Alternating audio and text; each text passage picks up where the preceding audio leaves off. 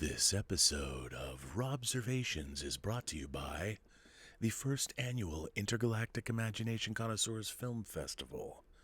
It's a film festival that's open to everyone in the universe, even extraterrestrials. Have you made your film? Entries are open until December 1st. You know you've always wanted to make a movie. Now is your chance.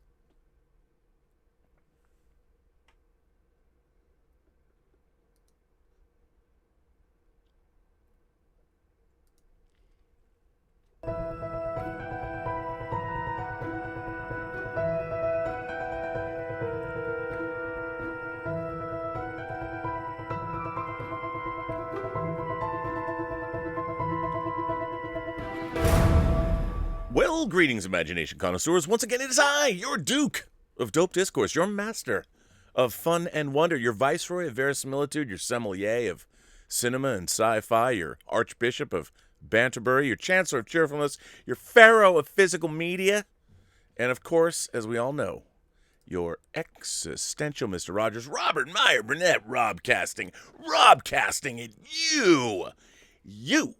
you Imagination Connoisseurs, you members of this, the Post-Geek Singularity community. Welcome to another episode, actually episode number 548 of Robservations, the show about something. I have an announcement to make. I'm doing a new show. That is correct, ladies and gentlemen. There's going to be a new show. It is not going to be a live show. It's going to be a pre-recorded show. It's going to drop on Mondays once a week. The show does not have a name, but it's going to debut a week from today. Doesn't mean I'm not going to be doing Robservations. I still will be. This is going to be a show about physical media. We're going to talk about stuff we like from our collections, what is the latest releases going to be, and what we're looking forward to. Basically celebrating all things physical media. It's going to be a half-an-hour show, and I am doing it. Drum roll, please. I'm doing it with the man with the plan, Dieter Bastian. That's right. We're going to do a cross-country, across-the-world show about physical media. Because Dieter Bastian also is crazy about physical media the way I am.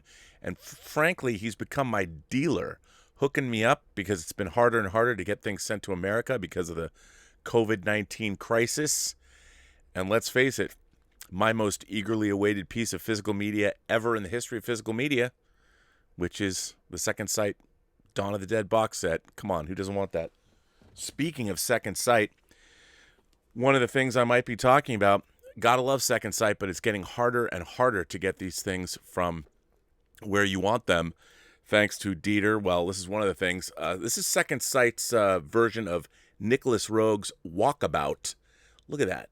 Oops, put it this way. Look at chock-a-block full of goodness. If you're a Nicholas Roeg fan, as I am, I've shown Second Sight. They're the people that are putting out Dawn of the Dead, so God love them. My first Second Sight disc was, I think, in 2012, when they put out Betty Blue in both the long director's version and the theatrical version. That was my first Second Sight disc. I have a number of them that I have bought since. I'm a big fan of the company. I just recently acquired, along with Walkabout, The Strangers, Brian Bertino's film, The Strangers. And, of course, they're putting out Martin and Dawn of the Dead. So Dieter and I are going to talk about, the cool thing about doing stuff with Dieter is that, if I can't get it through Amazon or third-party sellers, if I don't know what is up, if I don't know these things actually exist, I can't get them. Well, Dieter, as we were having one of our Skype calls, busts out this gorgeous box set of Terminator 2. I'm like, wow, what? I'd never seen it before. I'm like, where did you get this? He's like, Rob, Czechoslovakian. And I'm like, what? How I don't have any hookup for any Czechoslovakian discs. I didn't even know they made this. How am I supposed to get excited about a physical media release like this if I don't even know it exists? I thought it was pretty good. Apparently, I have to cast a wider net because, yes, I have bought stuff. Amazon France, Amazon Italy, Amazon Germany, Amazon Japan, Amazon UK, 5 Star Laser, I did just order a Blu-ray of Lust Caution, uncut from Korea. I mean, I buy stuff from all over the world, but now I can't get it, and it's very frustrating. I'm annoyed, and it bothers me. So Dieter Bastian has been hooking me up like the pusher of physical media that he is. By the way, don't think this curries any favor with me when we start judging just because The Secret Exchange 2, it has nothing to do with it. I am not going to, the judges are going to have to make that call. But so that we're going to do that. I thought it would be fun. People are always asking me to go back and look through my physical media collection. That was something that I did at the beginning of the show, and I figured a once a week thing. Because physical media it's the one place during the pandemic that has flourished. And I think the studios, for lack of having anything to release, going back when I saw that Disney's actually putting out a 4K disc of Mulan, I was interested. And by the way, I don't think that I've complained enough about the lack of attention that Disney has paid to their physical media releases. Their 4K releases of Star Wars were not as good as they should have been. I mean, I will say this. I think The Last Jedi looks pretty good with Dolby Vision and all that, but I think that the original trilogy could have been done better. But we're going to talk about all kinds of things and talk about films that you might know about, like how many people have seen Nicholas Roeg's Walkabout? And do you know how many people? Well, how many? I'll tell you.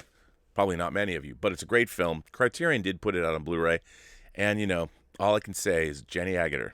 I know I can't say that anymore because I'm too old, and she was too young in this movie. But let me just say, when I saw it back when I was young, hubba hubba. See, now I can't. What's really interesting is basically since I've been an arrested adolescent my entire adulthood, it's really hard when I think back to like things that I thought were great, like Jennifer Connelly in The Hot Spot when she was topless in The Hot Spot. That was great in like 1990 when I saw it at the Directors Guild. But if I talk about how the entire audience, I've never been in an audience ever. I was in the DGA of all places, Directors Guild of America, going to see Dennis Hopper's The Hot Spot, which I really liked actually. And when Jennifer Connelly was topless, it was so amazing that every man in the theater went at the same time. I've never heard that before. I heard it in the theater. But now talking about it with you, it just really seems like I'm a dirty old man and creepy. So even though nothing has changed about that experience, as I've gotten older, I can't discuss it. I kind of feel that way about physical media. I mean, if I start talking about the Friday the 13th box set that Scream Factory put out, like, this behemoth, and if I start waxing rhapsodic about this box set come on, how do you not? Sometimes I start thinking to myself, I'm like, am I just too old to be talking about Friday the 13th movies? I mean, it was cool when I was 14 and 13, but now I kind of feel like the creepy old dude trying to relive his youth by buying beautiful box sets of Friday the 13th. I mean, at least Walkabout's a little bit respectable. I got hooked up with the Steelbook of Your Name, which is one of the most fantastic anime features I've seen in a long time. So it's kind of weird. I mean, it's bizarre, but now because I have this YouTube channel, I've provided ourselves an outlet, both Dieter and I, an outlet where we can just for a half an hour just geek out and just be like, enthusiastic small boys talking about how great it is to get this or that on Blu-ray or 4K, because it's amazing. I mean, what comes out this week? Game of Thrones in 4K, the entire series. That's right. I didn't get that one on pre-order, but it was a little expensive because I have the gorgeous Blu-ray, the whole wooden box. But what I want to do is get the 4K discs and stick them in that great wooden box. And anyway, I don't know. I'm rambling. But we don't know the name of that show yet, so I'll tell you what. I'll throw it out to you guys. You have until Friday if you want to name. Our show. It is a physical media show where Dieter and I talk about what's coming out, why we love physical media, what are things we're proud of. I don't know what this show should be called, but Dieter's in Saarbrücken, Deutschland, and I am here in Pasadena, California. So I'll leave it up to you. If you come up with a name and we use it, We'll have you on the show or something. Give you a free T-shirt, a poster. I don't know. You'll win an award.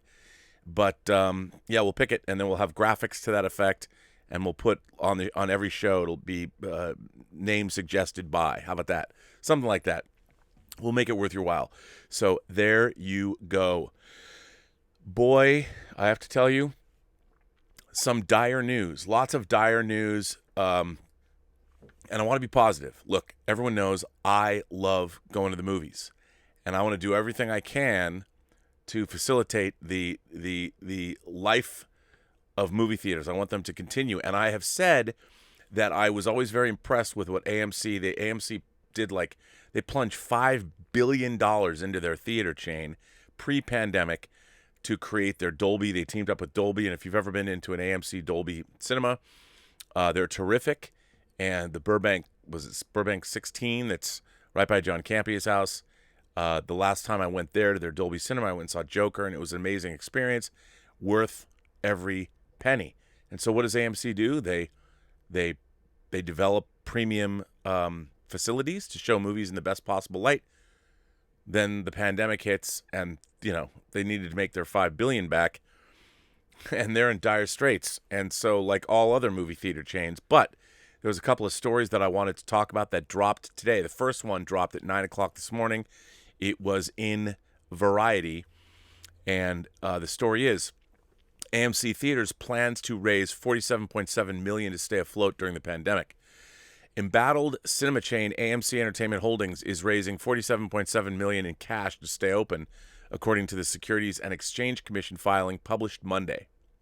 Shares of the company were down 8.5% to $2.15 per share in trading Monday. The company was set to report quarterly earnings Monday afternoon.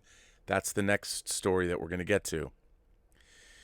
The season 3 filing, is it season 3, which seeks to sell 20 million shares at a price of $2.39 per share, said the risks include the impact of COVID-19 on us, the motion picture exhibition industry, and the economy in general, ongoing fallout from the COVID-19 pandemic, and our ability to obtain additional liquidity and our ability to continue as a going concern.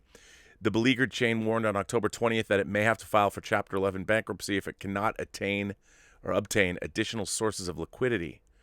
The company made that disclosure as part of a separate equity distribution agreement with Citigroup, Global Markets, and Goldman Sachs to sell up to 15 million Class A shares.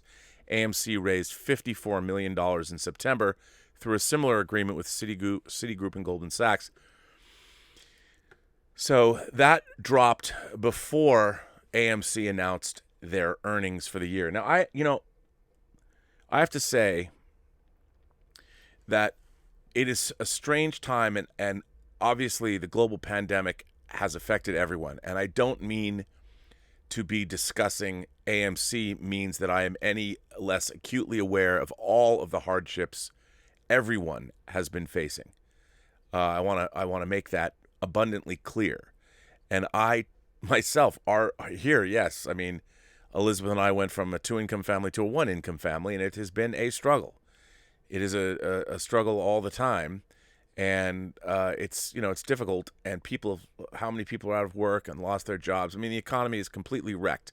But on this show, specifically, I'm not addressing everybody else. I'm addressing things that imagination connoisseurs are interested in. Movie theaters, one of those, I think, bonding forces. All of us can agree that we love the movies. So I've been watching what's been going on, and I think that AMC, being the largest theater chain in the United States, I look at it as a barometer of not just movie theaters, but as a barometer of the world at large. So that's why I talk about it. I don't want anyone to think, well, Rob, there's a lot more people are suffering. I know. But remember, there's a lot of people that work for AMC, and they'd made a big investment, and we're coming off of 2019, which is one of the biggest years in the history of the motion picture business. And AMC was a company that was really they were really investing in the future, and they were really investing in providing their patrons with the best, the best experience possible. They were doing exactly what a good company does, which is provide the best experience, a service company like that, providing the best experience for its consumers. And it just kills me that this comes on the heel of that, and that in their desire to improve their services, that might be the very thing that led to their demise, which, by the way, is, I understand it's poetic. But as that article explained to us, they were going to release their earnings report, and they did. This was in Deadline. Jill Goldsmith wrote this. It dropped today at 1:25 p.m., a little less than 2 hours ago. Pandemic pummeled AMC Entertainment. Q3 revenue plunges to $119 million from $1.3 billion.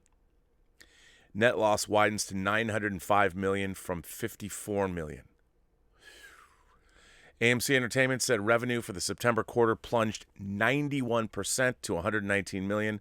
Losses widened to $905 million from $54 million as the financially strapped exhibitor struggles with the impact of the global pandemic. The financially struggling chain's COVID trials have been high profile and heavy hitting because of its size, the biggest chain in the world and second biggest in the U.S., and its balance sheet, which showed sizable debt even before COVID hit, leaving it less flexibility and financial runway than other chains when business stopped completely in March. It reopened choppily. This is another thing. They're even saying in this article, they went into a lot of debt not because of profligate spending or something they were doing wrong, but because they had invested so much into their theaters and exhibition to do things right. They were coming off of great success, and they were improving customer service and the delivery system of our favorite product, which is movies, and now they're in a world of hurt because of it. Adam Aron, CEO, said the magnitude of the impact of the global pandemic on the theatrical exhibition industry was again evident in our third quarter results, as theater operations in the U.S. were suspended for nearly two-thirds of the quarter. And yet, despite unrelenting obstacles, the AMC team continued to make significant progress in pursuit of our three key priorities: to strengthen our liquidity position, to dramatically reduce operating and capital expenditures, and continue to safely and successfully restore our operations. AMC recently pre-announced some third quarter numbers, including revenue. Theaters are open across the country, including New York and California, but notably still dark in key markets in New York City and Los Angeles. And major European countries have renewed lockdowns and shut theaters again as the pandemic spikes head into winter. The company has been doing what it can to raise cash. A series of stock offerings to raise cash include the latest filed with the SEC earlier Monday, to come up with just shy of $50 million by selling 20 million shares. A major debt restructuring over the summer saved it hundreds of millions, but it's a race against time. Theaters, even when open, have struggled to attract audiences with high-profile new studio product. AMC has also been selling assets, including its Baltic theaters. It said last month that it would lack the cash necessary to keep going much beyond the end of the year unless things changed. In the earnings release, Aarons gave a recap of the company's efforts. Starting in March, we raised approximately $900 million of gross proceeds from new debt and equity capital, secured more than $1 billion of concessions from creditors and landlords, and raised more than $80 million from asset sales. The duration and impact of this pandemic are still affecting us to this day and are certain to continue to affect our results going forward. And yet, as has been the case at AMC for 100 years, we've remained resilient and resourceful. The liquidity-enhancing and leverage-reducing actions that we already have taken and will further need to take, combined with our relentless focus on efficiency and cash management, are all crucial to navigating through this storm. Again, as we all know, there's nothing they can do. First of all, there's no major studio product. I'm sure Wonder Woman is going to move. So even if they were open, they're barely hanging on, and raising $50 million, how long is that going to last them? I'm pulling for AMC. I wish there was something I could do, some kind of volunteer grassroots effort, but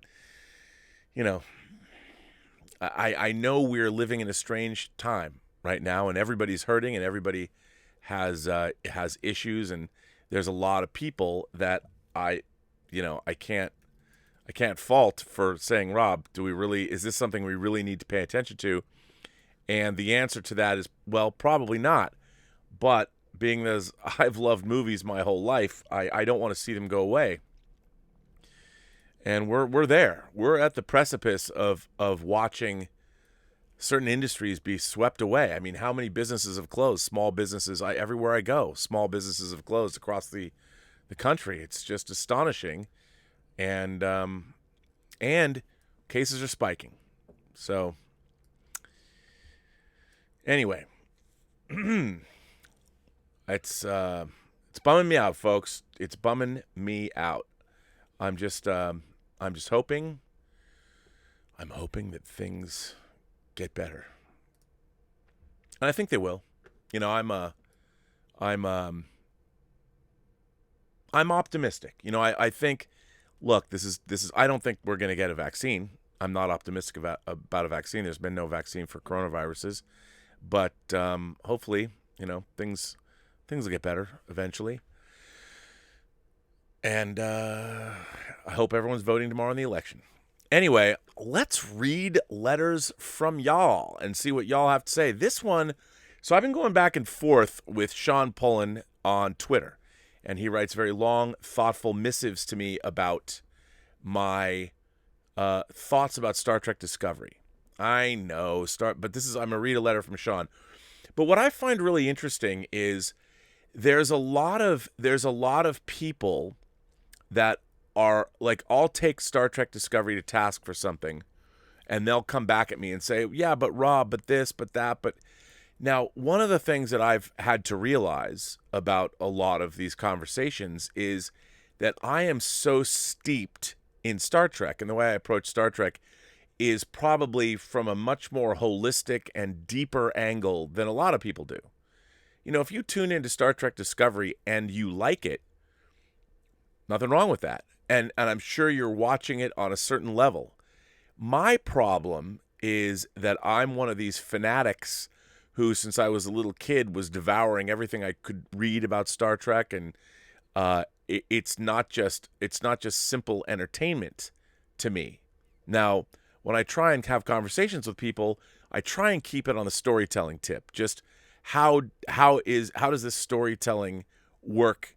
Let's just talk about that. And there's a lot of people, I seem to butt heads with a lot of people,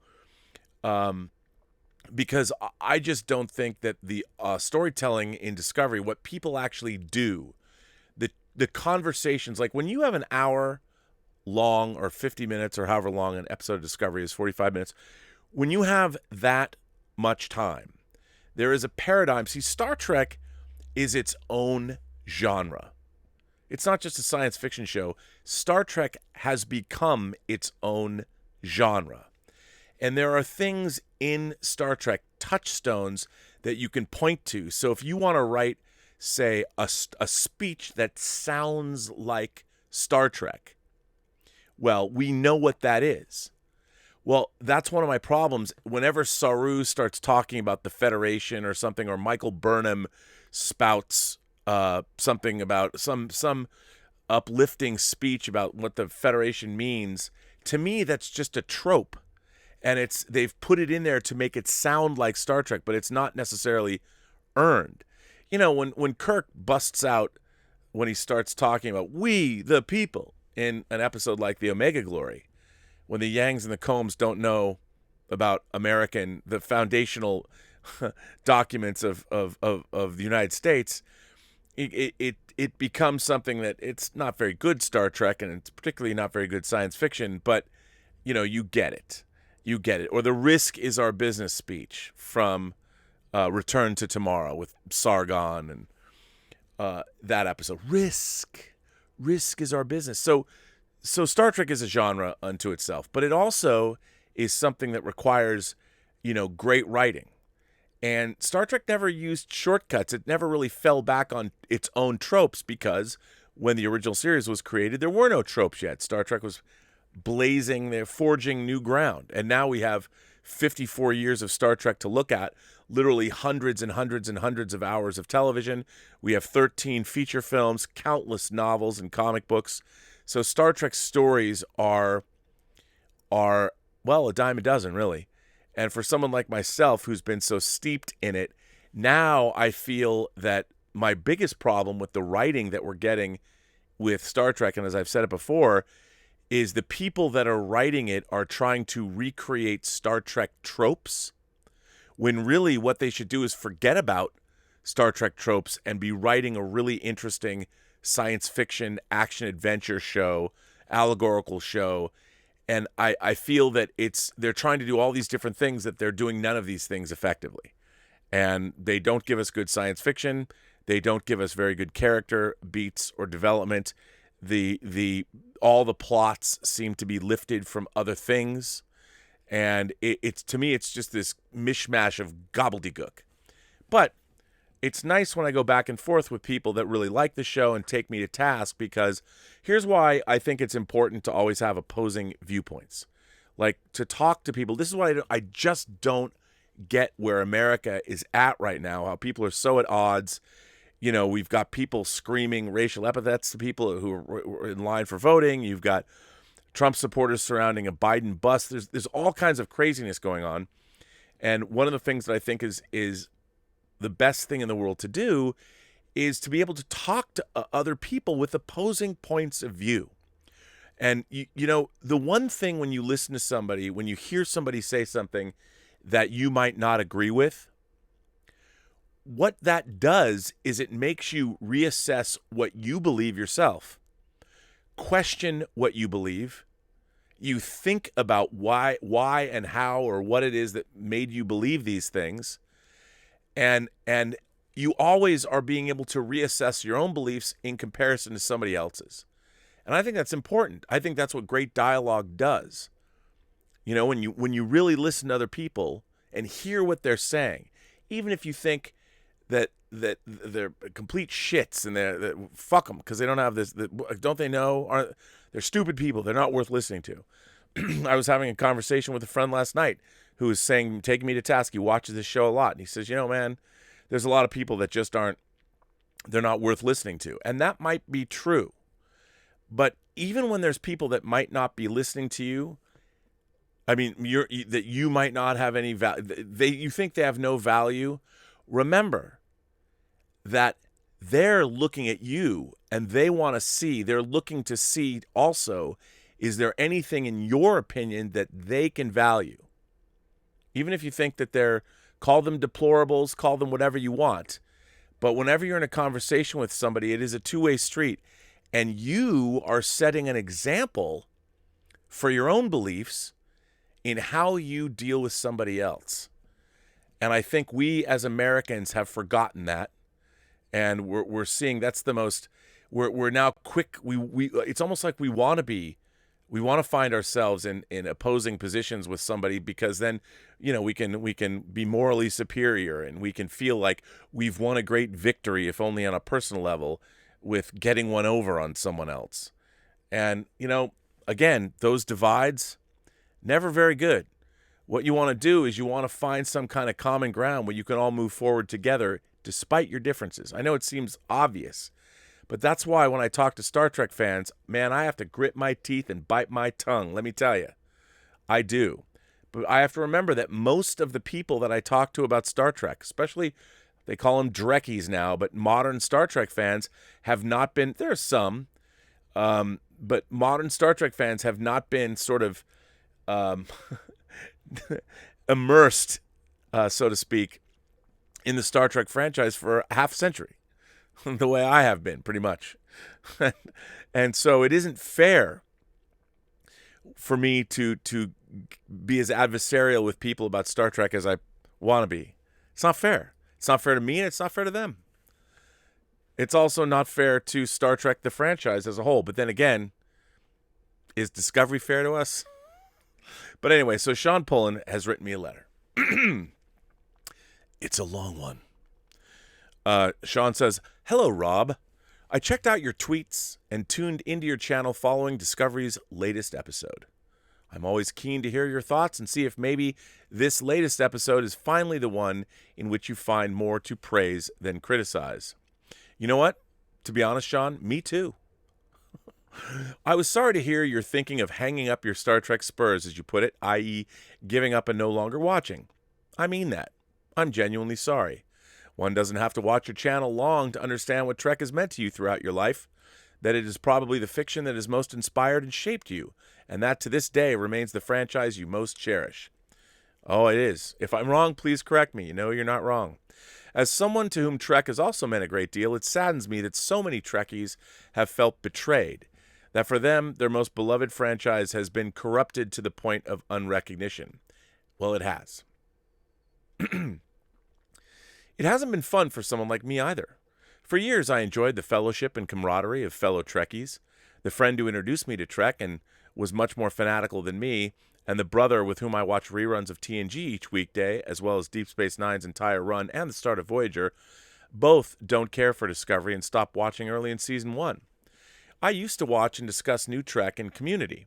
Now I watch in solitude, and my discussion is limited to defending Discovery to you, via letters. Laugh out loud.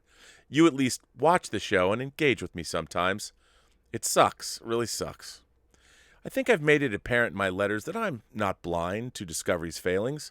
I have been deeply disappointed, even disturbed by many elements in Discovery, the rampant killing, just to name one. But I also continue to be a little bewildered that Discovery's merits are so glossed over. Are there any? No, I'm sorry. I mean, I get it. Discovery makes many so angry it's hard for them to see any merit, but I'm troubled by what seems to me as poor reading, or I guess viewing comprehension on the part of Discovery's detractors.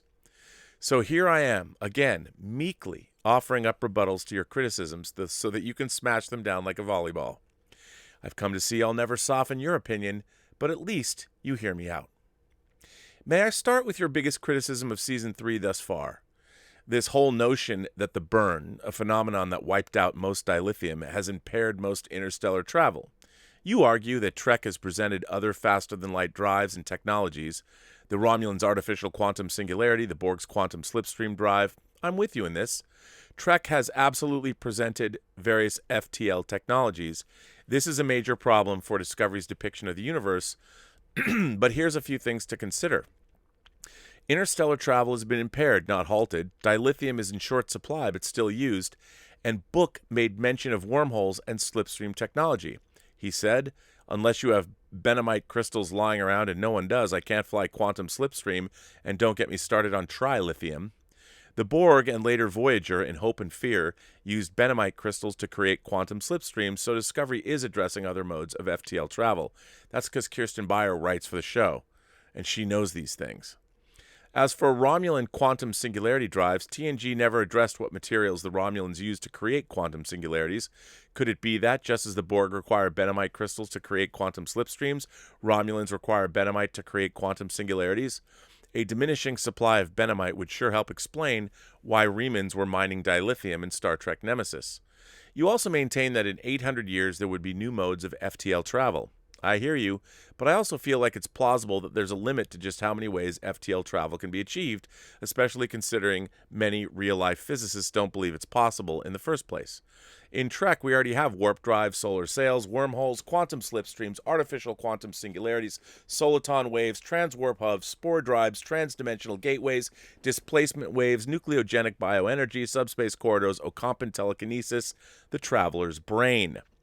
Now you could interrupt and counter. Sean, you just listed 15 modes of FTL travel. Has Starfleet not delved into any of these alternatives in the last 100 years?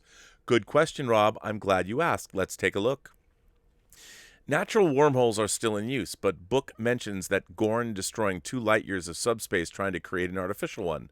Soliton waves were more efficient than warp bubbles, but continually accelerated and couldn't be dissipated. The Borg's transwarp hubs are great, but there's only 6 in the galaxy. The Vaudoir subspace corridors were also a localized phenomenon. Transdimensional gateways are great, but then you've got Stargate, not Star Trek. We don't know how much about the Caretaker's displacement wave array, but it could be too technologically advanced. Harvesting sentient nucleogenic creatures a la Equinox is tantamount to murder and genocide. Finding Ocampans to telekinetically push starships thousands of light years a la Tress would be fun, but what would you say to that, Rob? An interstellar fleet comprised of Ocampans telekinetically brain-bopping ships about the galaxy seems like something you would condemn as absurd in Discovery, but gloss over 'cause Voyager. Okay, now here's the thing. Since this is a long letter, here's where I want to make something clear.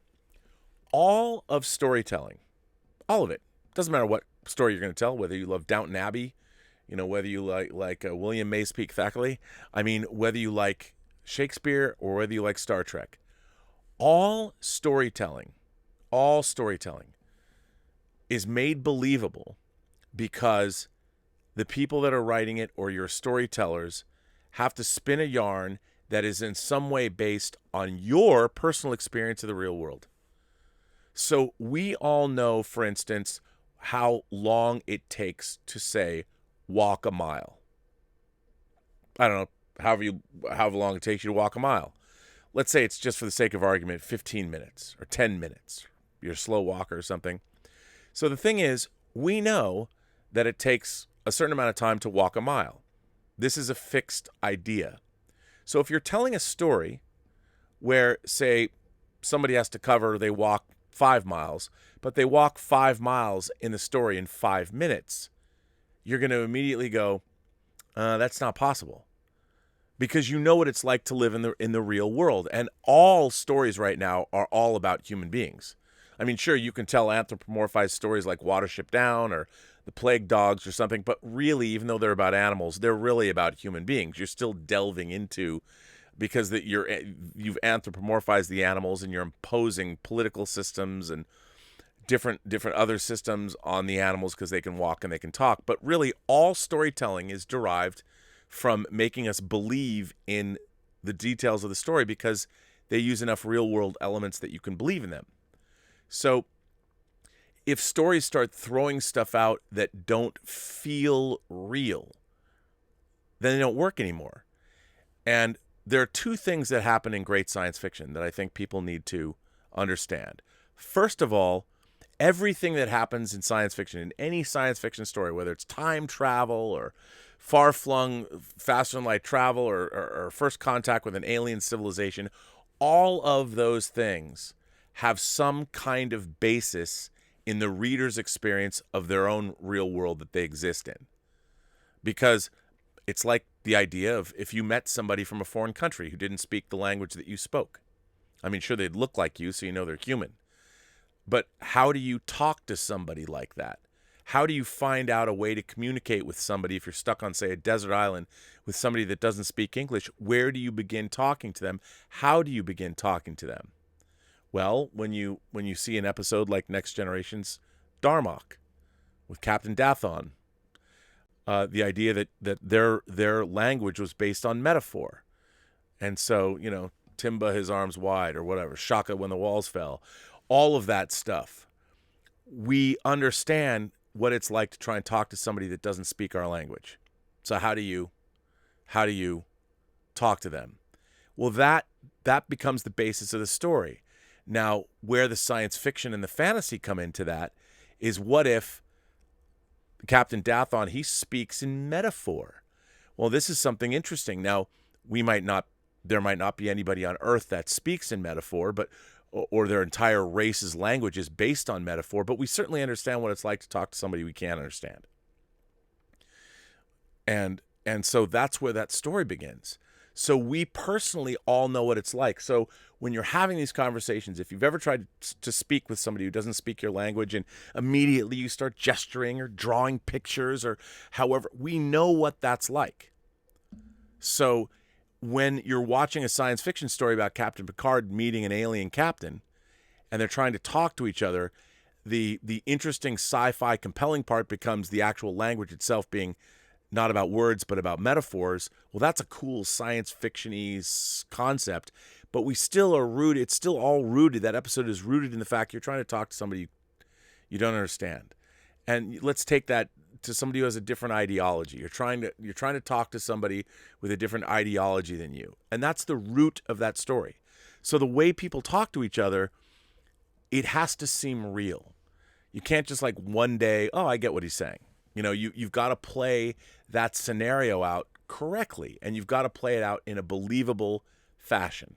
Now, the problem is, the more stuff that you know, the more things that you've read, the more stories that you've consumed, and I've consumed a lot of stories in my life, that the window of what makes me believe things is more difficult to achieve for me because I've read so many different things, and my tolerance for disbelief, to suspend my disbelief, you better think through what it is you're talking about. And I think that a lot of new members or a lot of people that a lot of new Star Trek fans and a lot of people, they're not maybe as discerning as I am about these things, and like Sean said, here in his letter, he makes some very good points. But here's the problem. Then I would say, okay, you're talking about propulsion, but now you've got to think about something else. So we know that in the Star Trek universe, according to Discovery, from the time of Discovery to the time of the burn, there was 800 years of technological advancement. So that becomes another thing that you then have to convince me of. And all I have to go back to is I have to look back at the last 800 years of technological advancement we've had here on Earth. What have we managed to do? For a lot of those 800 years, not a whole lot happened. But the last 150 years, huge leaps in our technologies across the board. Now, imagine 800 years of technological advancement in the galaxy. And it's not just human technological advancement, it's the technological advancement of all of the people of the Federation. And you have, probably the 800 years from now, hundreds of Federation members. And when you come up with some blanket catastrophe that you need, what they're trying to look for is a shortcut to make me believe something. Now, you take into consideration 800 years of advancement, and then you have to take into consideration, well, just how big the galaxy is and how many Federation nation states or whatever planets members.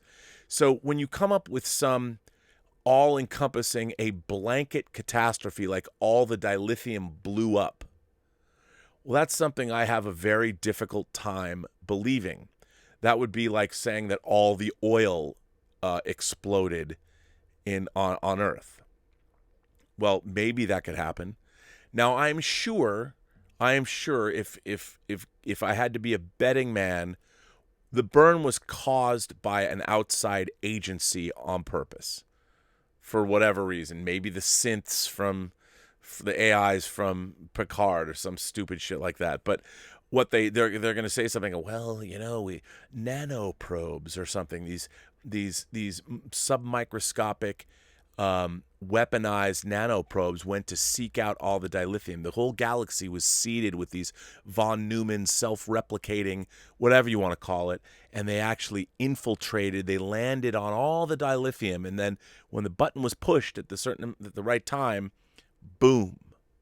Now that might seem like it's plausible. I mean, depending on how deep you want to look at things, but for me, I'm like, okay, if that's the case, and I am betting that some shit like that's going to go down. But if you're asking me to believe that, first of all, there was no technological advancement, that dilithium 800 years in the future was just as important as it was 800 years in the past, I don't buy it.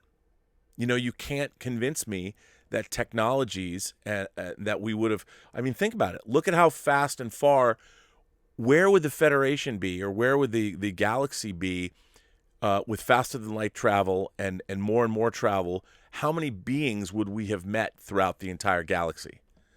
There's all kinds of technologies in 800 years. It doesn't take into account, what it does is it makes the universe very ordinary, and it doesn't take into account how big the Milky Way galaxy is and what kind of technological advancements. It's a stupid, quick bullshit thing to say that you can hang the rest of your story on. I don't buy it. They do not make me, when they come up and tell me that all the dilithium has been blown up, I'm like, that's really dumb. That's something I would have thought about when I was like, in 6th grade playing with my Star Trek models, to come up with what could I do that's going to, all the dilithium is gone. And then, okay, so all the dilithium goes away, so there's no faster than light travel between Federation member planets or whatever.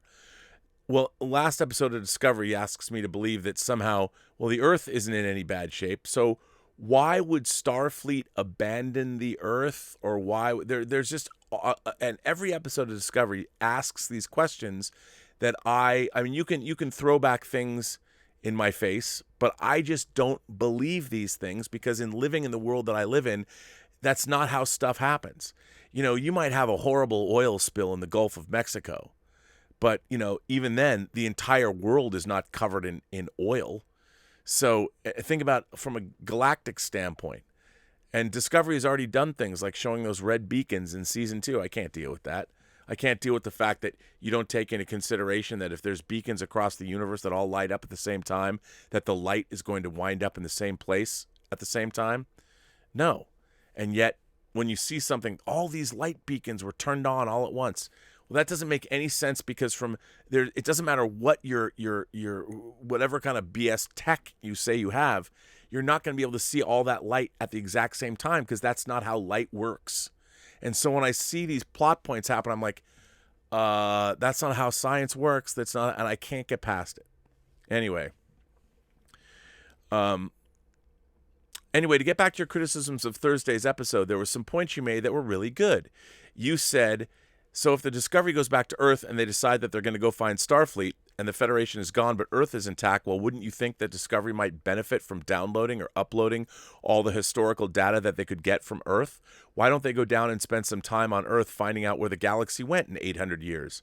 That's a really good point, Rob. I mean, 800 years of galactic history is a lot to shore up on, and I'm not sure it makes sense to have the whole crew return to Earth and spend decades studying history, nor is there always the luxury of studying up on a world that's presently swallowing you up. Sometimes you have to learn on the go.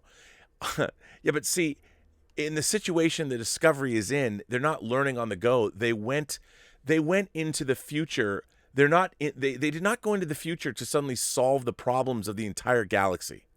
They went into the future to escape a very specific incident with their AI. So when they go into the future, and they're 1,000 years in the future, suddenly they've taken it upon themselves to restore the Federation to where it used to be. Well, that's kind of a silly thing. The premise behind that doesn't really make a whole lot of sense because who are they to decide that in 800 years the galaxy is not exactly where it's supposed to be? It's not where they would want it to be, but the galaxy has over 950 years of advancement and evolution. That would be like us going back in time and deciding, you know what, we need to really restore the glory of Rome. Forget the Visigoths, let's bring Rome back. I mean, it's such a weird idea that they're going to go and search for the remnants of Starfleet. The Earth is where it all began. So once you get back to Earth and you find out that Earth's doing pretty well,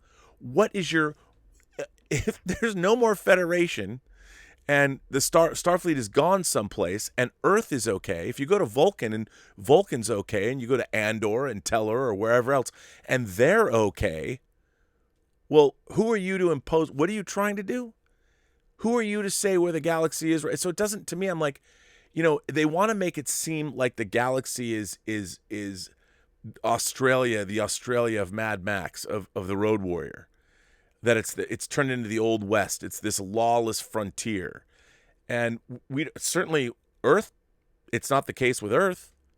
So anyway, you went on to say the biggest problem that I have with the series is that no one is acting like they understand what might have happened if they jumped 1,000 years into the future, or like they have a plan to deal with what they're going to find when they get there.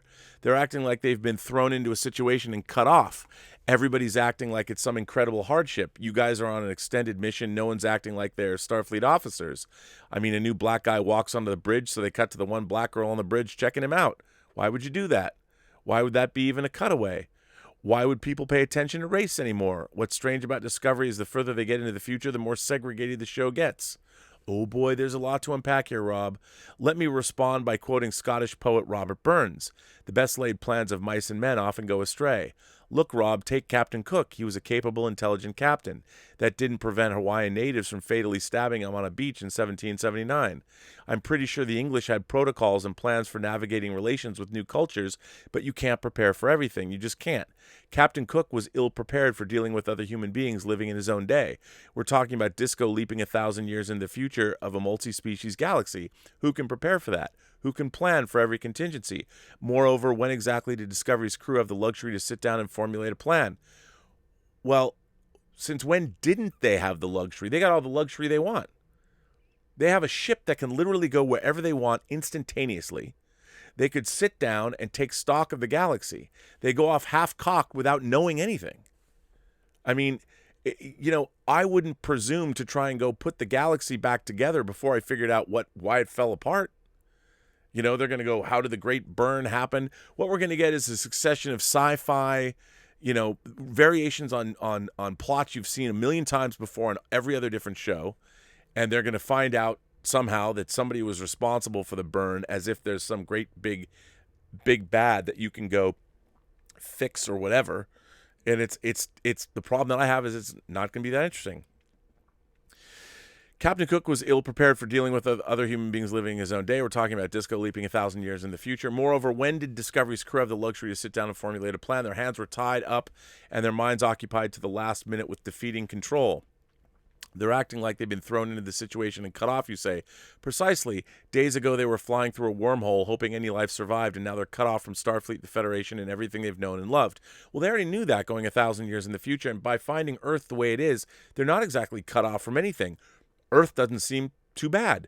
They go and they hang out. Literally, Tilly goes and hugs a tree. So that tree has certainly flourished in the last 1,000 years. And if you want to look at that tree as a metaphor, well, if that tree flourished, maybe some parts of the galaxy have as well. Earth doesn't look... You have not convinced me that by going back to Earth, what does the Discovery really need to do? They need to figure out what the fuck is going on if they think there's a problem and go fix it. But they don't. You go on. Everyone's acting like it's some incredible hardship. Okay, first of all, I would say leaving all your loved ones behind is an incredible hardship. I'd be devastated to lose my family, for them to be dead and gone. Secondly, I'd say everyone is holding up pretty well as far as I can tell. Sure, we get one scene with Tilly where she tears up at the thought of her lost family, and we get Detmer suffering PTSD.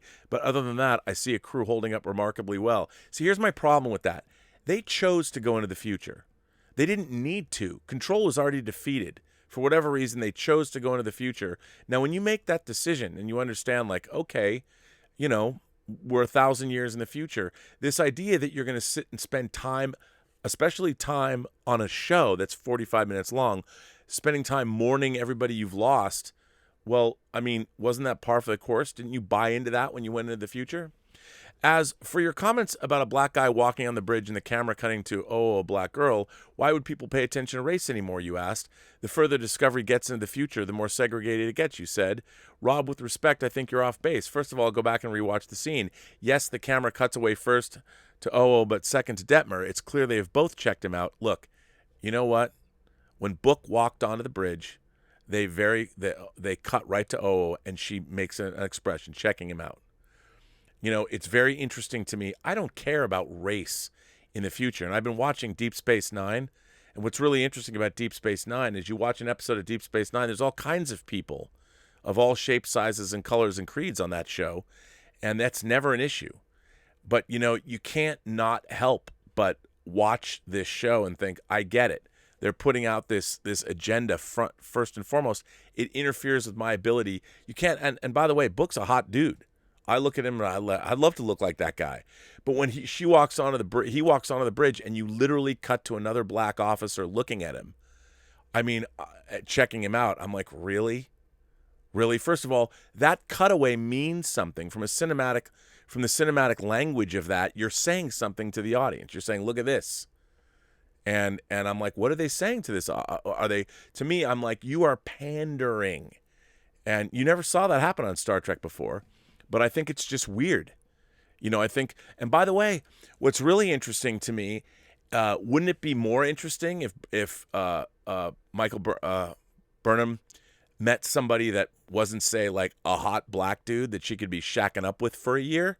Wouldn't it have been more interesting if perhaps she found somebody that looked alien, somebody that was completely different than she was, somebody that, is not going to be able to maybe would. It just seemed to me like, well, that was pretty easy. I understand why they want to do that. But from a Star Trek standpoint, a good Star Trek story would be that these characters, I mean, when you first see Book and you see Michael Burnham, these are two beautiful people. Two beautiful people. They also happen to be black. So you've got two beautiful black people. Why wouldn't they hook up? To me, if you really want to talk about inclusion, make Book a really strange alien character. That is the last person you might see Michael Burnham with, and have a relationship with the two of them. Let's show them develop a relationship, maybe a romantic relationship, the way Kira and Odo eventually developed a relationship. That, to me, is Star Trek. That's interesting. And I would much prefer something like that. And to me, it's the way they did it on this show. It's like, my God, give me a break. You've got the hot people hooking up with each other. Well, why wouldn't they? I mean, how terrible for Michael Burnham to be hooked up with a hot dude in his hot ship. I mean, that's hardly a future hardship. You know, and she comes back to what reason does she have to come back with the Discovery? It's not like they're not talking about, well, we got to get back home. In their minds, they have resolved themselves to go 1,000 years in the future. That's what science fiction's all about. And I'm sure at some point, I don't think Discovery's going to stay 1,000 years in the future, which is really too bad because I would be more interested to see where they're going. But right now, they haven't gone anywhere interesting. They've just regressed, and they've taken away things rather than add things. Moreover, I think Discovery has a solid record on this front. Do you remember in season 1 when Tilly first entered the bridge dressed as Captain Killy? The camera cut to Lieutenant Reyes. There was a character of Korean descent crushing on a red-haired white girl. Was that focusing on race? But see, here's the thing. That's not what I'm saying. What I'm saying is they're making it all obvious. You know, it's not about crushing on race. It's about doing something that is obvious and not imaginative or creative. That's what I want. I want stuff that's imaginative and creative that makes me think. Season 1 also featured Michael falling in love with Ash Taylor, a crewman of Pakistani descent. It doesn't matter. In the Star Trek universe, race has never mattered until now. Nobody cares. And when it does happen, they show it like, unless let that be your last battlefield. Yes, I understand, Far Beyond the Stars in Deep Space Nine. But one of the things that's really struck me as I'm watching Deep Space Nine again with Elizabeth, where we've got up to the Jem'Hadar, the last episode of season 2, is just how inclusive that show really does feel, because it's not an issue at all. And Discovery is banging your head every episode over this idea of race. Somebody said to me on Twitter, Star Trek told you, original Star Trek used to tell you what you should think about, but it never told you what you should think. It gave you things to think about, but it never told you what you should think. And that's a huge difference. Discovery is a show that tells you what you should think, not what you should think about. And that's a very different thing. But let's dig into your accusation that every time you watch the show, characters don't act at all like Starfleet officers would act. Once again, I feel differently. When I watched Saru under the enormous pressure he faced, refusing to fire first and ordering Discovery into the path of oncoming torpedoes, when I watched Detmer obeying the order despite struggling to fight down fear and PTSD, I sure wasn't thinking, man, these characters don't act like Starfleet officers. That's just one example. I'll cite more later. Let me quote you again. I guess a lot of people like this show, and I understand they don't ask themselves questions. I guess in trying to appeal to the wider mass audience, what the writers are doing is removing the very essence of what Star Trek is doing, in that it's intelligent and thoughtful. Star Trek has really been dumbed down. Literally, the mission Discovery's on, they're going to find Starfleet. Wouldn't all that information you need to find Starfleet be on Earth? Okay, Rob, so now, if you'll permit me, I'm going to share a little of my frustration. You see, you imply that disco fans are dumb for appreciating what you call dumbed-down Trek, that they don't ask themselves questions. Now, I didn't imply that they're dumb, but from my vantage point, you're the one missing details. Wouldn't all the information needed to find Starfleet be on Earth, you ask?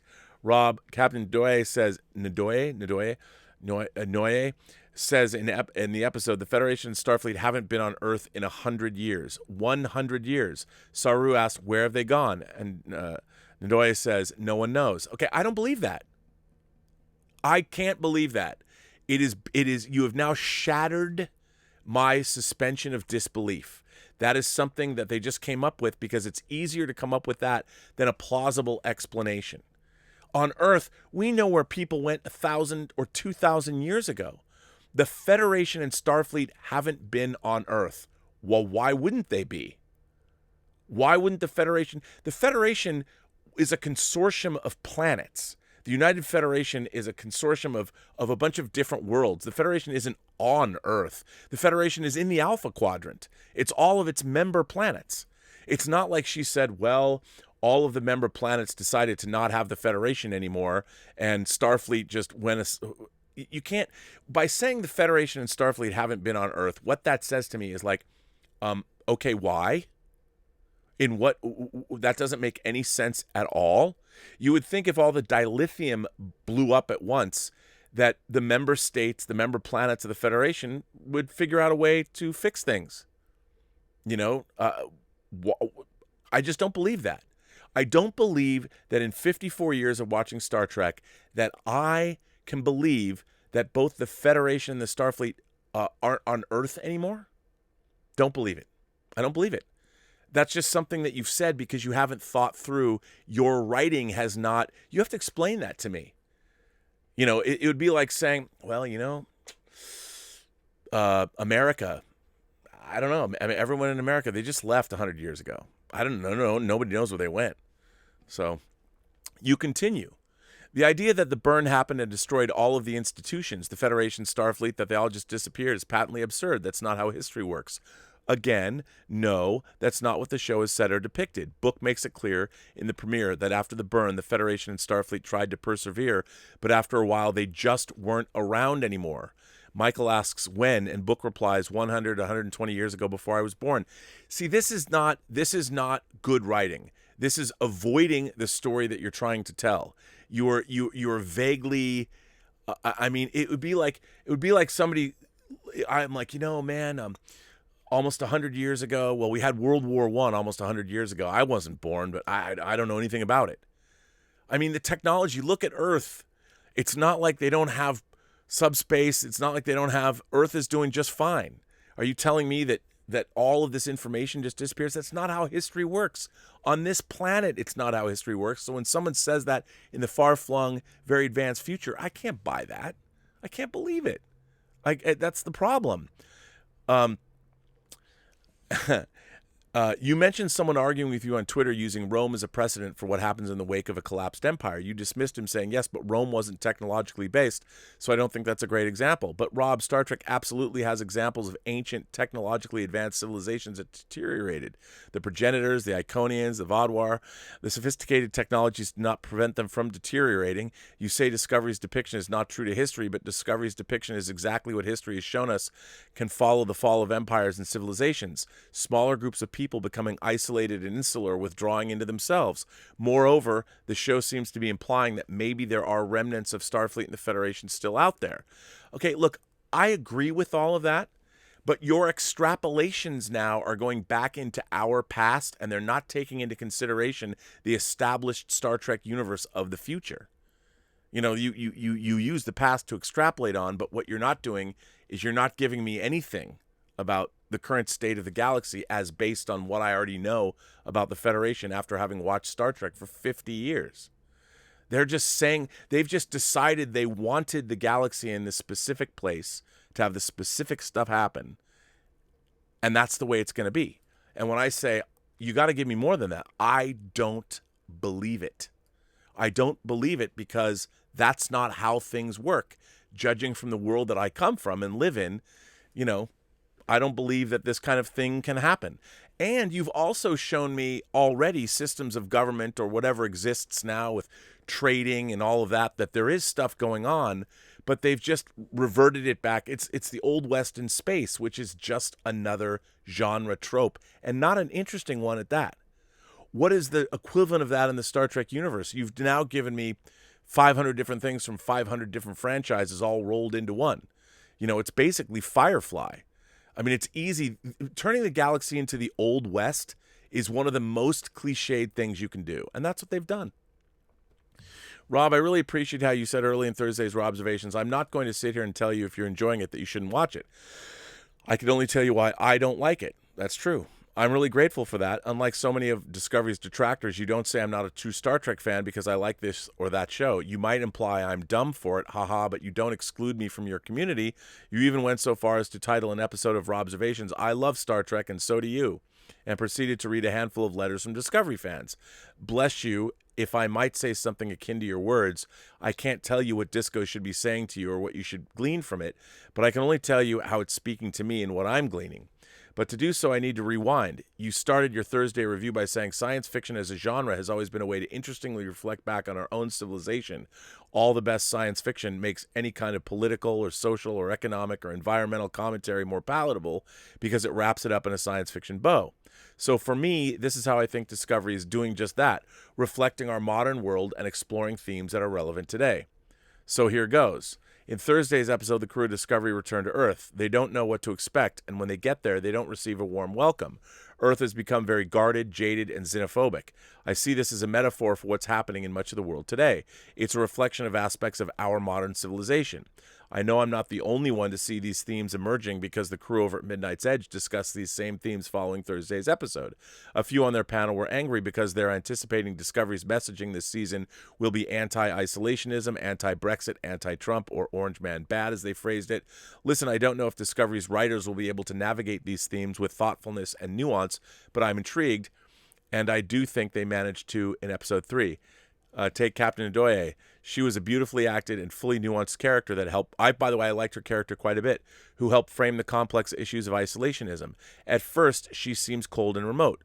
Leave here immediately, you're not welcome here. Then later she explains everybody lost someone in the burn, shades of post-9/11 isolationism. She continues, we had to focus on what we still had, all the while being under near constant siege by dilithium raiders. Suddenly Earth's cold defensive stance does not seem entirely unreasonable or unjustified, but there's consequences. This defensive posture and its closed avenues of communication have forced a desperate group into raids. For me, I see a classic Star Trek story unfolding. Two groups are pitted against each other, locking horns. But no one is communicating. It's a study of the effects of disconnection. When groups turn their focus inward and are unwilling to reach out and communicate with others, it's so easy to assume the worst about each other. These two groups have feared and hated each other for so long, they've forgotten how to find common ground. They aren't heroes and villains, but antagonists, which I've always said about Star Trek. Two groups fighting each other over a limited resource, but underneath their masks, they're the same. Ultimately, Discovery helps them see this, and we, the audience, see Odoye and Wen's willingness to forgive and move forward, that the people behind these isolationist and terrorist organizations are capable of empathy and understanding. Rob, my Duke of Dope Discourse, that's Trek. Here's the thing. I agree with everything you said. The problem is, and what the very core of Star Trek is that we here on Earth have overcome our problems. We live in a utopian civilization, and we are moving out amongst the stars. And what the show would remind us about when we meet aliens and other civilizations, that's where we see the foibles and problems that we have as an audience. We're like, oh, they're fighting wars via computer and everybody's walking into disintegration booths and like a taste of Armageddon. I get that. But what they have done with this show is fundamentally undermine what Star Trek is. No longer is the Earth a utopian civilization. No longer it's become dystopian. Well, dystopian, everybody does dystopia now. I mean, whether it's Blade Runner, whether it's Battlestar Galactica, even The Expanse basically is a dystopian future, even though it's working. Star Trek isn't. Star Trek is a shiny future.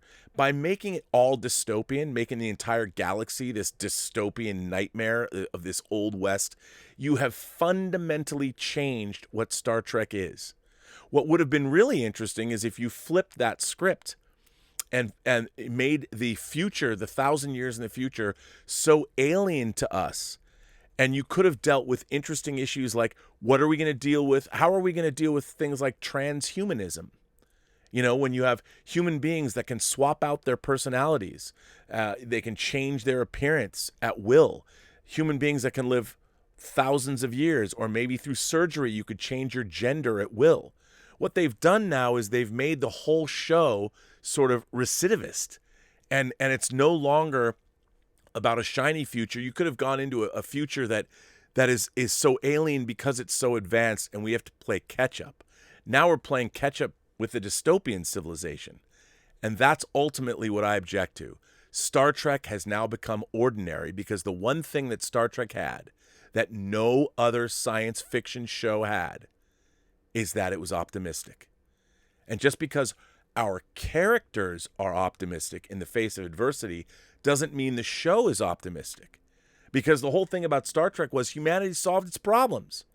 So humanity was able to create these worlds, and it was the external forces that we would go and deal with. Well, not anymore. Now the underpinnings of the Star Trek universe, let's destroy it. Let's and they have to put it all back together. You're going to put it all back together to the way it was before? So that's the whole point of this show, is that you're supposed to put the galaxy back to the Star Trek galaxy that you should have been starting from? I mean, that's the thing that I object to, is that you broke the Star Trek universe, which is the very foundational Star Trek is its optimistic universe. And now you went and broke it so you can eventually put it back to where it was in the first place. Well, to me, why am I waiting for that? Yeah, I've been watching Star Trek working for a long period of time, and now I've got to go back and I've got to sit there and twiddle my thumbs until you figure out how to put the universe back together the way we saw it. Let's see how many dystopian, everything from Space Hunter, Adventures in the Forbidden Zone, to Metal Storm, the destruction of Jared Sin, to Firefly, to any other dozens and dozens of apocalyptic or Battle Beyond the Stars or whatever. What you've done is you've turned Star Trek into every other science fiction franchise. That's what they've done. And that's what I object to the most. So, here's another angle. If 60s Trek reflected some of the utopian vision and spirit expounded on by John F. Kennedy's speeches, a world enriched by volunteerism, bravery, science, and social progress, a bold humanity seeking to remake the world and universe into a better place, how does modern Trek reflect the state of the modern world and the spirit of our times? Are we as hopeful today about the future as those who first fell in love with Star Trek in the 60s? But look where we were in the 60s. A sincere question. I'd really like your thoughts. For my own part, I still want Star Trek to depict a society or a group or a crew striving to achieve a utopian vision, but I also want this great sci-fi of which you're talking, one that reflects our present world. I want Trek to still reflect the hope of the 60s Trek while wrestling with the cynicism of our modern age. I don't know if Discovery can give me that, but I'm hopeful. I understand you grieve that you are not. If you do hang up your Star Trek spurs, I'll miss hearing your thoughts. Damn, they frustrate me to no end sometimes. Other times, I have to grudgingly agree. I'm not sure you've agreed with the word I've said, but you offered me a safe place to say them. I always will. You wanted to give me a platform on your channel and took time out of a busy schedule to reply to me personally via direct message, and I thank you for that. Sean Pullen. Well, Sean, your position is thoughtful and it's interesting. And, like I said, I understand why Discovery is working for you. I'm just pointing out that in my mind, having been so steeped in all kinds of science fiction my whole life, when I look at Discovery, what they've done is they've taken this universe, the one thing that made Star Trek unique, which was this utopian vision, and the fact that humanity already... See, it's very difficult to write from a position of, what do we do with human beings that already come from a perfect civilization? How do we do that? Like, how do we figure out, where to go? And that's where science fiction comes into play. You can have people... the funny thing to me, people talk about Star Trek and, Deep Space Nine, and they're like, well, Rob, Deep Space Nine doesn't adhere to Roddenberry's vision of the future. And I'm like, but it does, in the sense that you still have all of these people protecting their utopia from outside encroachment. And the real thing is, how do people from... a society that has no want, and a society that has all of these great beliefs, and is what do you do when the rest of the galaxy, who may not be as enlightened or wants to destroy you, when they come a-calling? How do you retain those beliefs in the face of that? Now, you could say that this is the ultimate example of that, but the problem that I have with Star Trek is that Star Trek was always unique. Now, this dystopian vision that's an amalgamation of 40 other different things we've seen, there's been nothing that's very...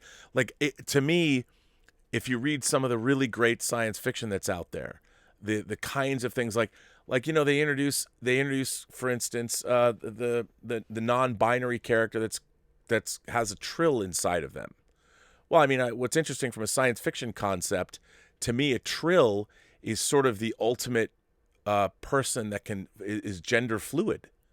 This trill symbiote that goes from host to host. If you can have a male host and a female host, well, let's game that out further. I mean, there's somebody whose sexuality is fluid. You know, you could, Jadzia Dax, I mean, has no problem. She can multi-species. She can do whatever she wants. Well, now there's a really interesting way to explore the world. Why does your host have to be non-binary when you're also a trill? I mean, the real way to, I think that, to explore that is, and they did that. They were pushing those boundaries. But what now you could have on TV, you could have somebody who is omnisexual. You could have a character that can have sex or relations with anybody they want. Really push the idea, your science fiction concept of a trill, you know, a joined species. And you could do some really interesting stories. But what they're going to do now is they're going to make a trill non-binary in a non-binary host to pull that back. A human host too, which is a little weird if you think about what's going on. Now, to me, I would much rather see in a science fiction concept a character that has absolutely no qualms about being able to make love to anyone, you know, to men, women, interspecies relationships. As a matter of fact, revels in it, you know, something more like and that character, you show a character like that being actually more enlightened than their human counterparts who are still hopelessly mired in gender norms. I mean, that's a character that I would want to see. That's a character that you're really pushing the boundaries. If you really want to be progressive, let's show a character that embraces the science fiction concept. Because they're a trill, you can get away with showing a lot more. But no, instead, what they're going to do is introduce a non-binary actor, and then they're going to have that person host a trill, and they're going to bring it all back instead of moving out and doing some very science fiction things with that character. And that's what bums me out. All they're doing is they're bringing things back in Star Trek II, the norms, things that we've already seen before. And I think it's not very good science fiction. Anyway, I've been going on about this for like an hour. But Sean, what a great letter. Thanks for writing in. Let's go back and see where everyone else is here. A lot of people have been firing stuff in. My God, there's a lot of chats here. Let's see. Okay, Willow is here. Willow says, I'm similar to Elizabeth. While I generally don't enjoy watching extreme torture porn, horror movies don't really scare me. What does freak me out are the real-life stories of stuff like Unit 731 or serial killers or unsolved mysteries and supernatural events. I think you said that for whining about movies. I agree with you. I mean, look, it doesn't matter what we dream up. No one has been more horrible to human beings than other human beings. The fact that we have the ability, look, we're seeing it in over this election. The fact that during a global pandemic, when so many people have lost so much, our economy is in the toilet, people have lost their jobs, that suddenly, you know what Americans were really good at? Empathy. Americans were really good at empathy. Where did that go? The fact that we in this country have been divided along lines that have shown us how we have complete disregard and empathy for our fellow human beings, that's the scariest fucking thing I've seen in my life. The fact that I grew up in a Jewish household, I went to Sunday school, you know, I was bar mitzvahed, I met a lot of people that had green numbered tattoos on their wrists. And the one thing that used to scare the hell out of me, and maybe that's why, because I find the destruction of civility, and maybe zombie movies appeal to me so much because they prey on my fear of losing civilization. Well, we're watching it. We are watching the lack of empathy for our fellow man. And you're seeing it when you're watching people hurl racial epithets at people standing in line to vote. I mean, we should all, whatever side of the aisle you fall on, whatever your political affiliation is, whatever your sexuality is, whatever your belief system, religious beliefs are, we should celebrate the fact, all of us, that we live in a country where we can go to vote together, that we have the ability to do that. It's amazing. It's amazing that American democracy has withstood this much time, and yet we're watching a divided America. The one day that we should put aside all of our differences and thank our lucky stars that we can go to the polls together and vote and make our voices heard. This is the time we should all be celebrating. And this is the time when we should all be able to, it doesn't matter what color somebody is or what their religious preferences are, or their sexual preferences. We should all go to the fucking polls holding hands with one another, embracing one another with our masks on. Perhaps we should socially distance, forget I said that. But smile and be happy that we as Americans, no matter what we believe, we have the right to go to the polls together and vote. This should be the time when we as Americans are exercising our constitutionally guaranteed rights together. I've never seen an election cycle where we actually, you know what, one of the most uplifting things I do in my adult life is go to the polls. I love seeing all the people that work at the polls. I love seeing all the people that go into the polls. I love seeing people that come out of the polls, parents taking their kids in to vote for the first time. And now people are worried about riots in the streets and people, militias intimidating voters. What the fuck? I don't know, man. That scares me. Because the lack of civility, the breakdown of civility, you know, you're watching people harass other people because of their political beliefs. I mean, it's one thing if you want to do it in an open forum, but on the freeway when you're encircling a rival candidate's bus, you know, and the kind of things that are happening, what is that? How far away from being Americans are we becoming? I mean, this kind of thing is scary because you know what? When people are that easily labeled and when you find it so easy to call people one thing or another, you know, one day someone's going to show up at your house and say, sorry, this house isn't yours anymore. All the work that you've ever done, everything, you're no longer quite as human as we are. So get the hell out, leave us all your shit, and report here tomorrow. And we're going to put you on a train and you and millions of other people are going to go be exterminated. I mean, I heard these stories my whole life. And it happened. It was real. And if you don't believe it, go over, because the Nazis kept very meticulous records. And remember, it wasn't just 6 million Jews. It was 6 million other people of all kinds. Exterminated. 12 million people. I'm not even talking about people Stalin killed. His own people. But, I mean, it's scary to see Americans divided along these lines. We should be celebrating our election day. It's a great thing. It's a great thing that we get to do. I hope everyone is voting. It is a great thing to do. And we should be embracing each other that we live in a country that we're able to do it.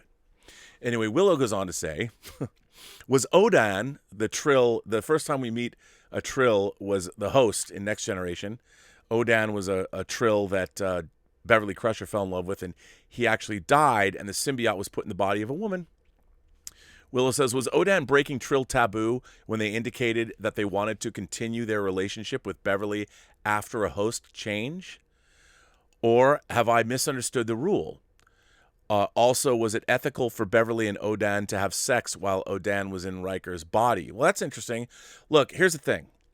I think when it comes to the future, one of the things that I thought was always implicit in the Star Trek universe, I mean, they couldn't say this because they couldn't deal with it directly on TV, is that nobody really cares who you decide to have sexual congress with in the future. It doesn't matter. You know, just like if you're a trans person and you want to transition, the technological advances in medical science would probably make that effortless. And by the way, I am sure that in the future, when you're dealing with, say, somebody who is trans, you'll be able to scan it. You'll be able to look. Dr. Crusher could look at a tricorder and say, you know what? You are medically absolutely a trans person. It is not just some psychological crazy condition. It's real. You know, it's a natural thing that happened. You were exposed to a wash of testosterone or estrogen or whatever in the womb. And the way you naturally developed, it's rare, but it's made you feel this way. And you are, in fact, trans. Let's take care of it. Medical science, boom, handled.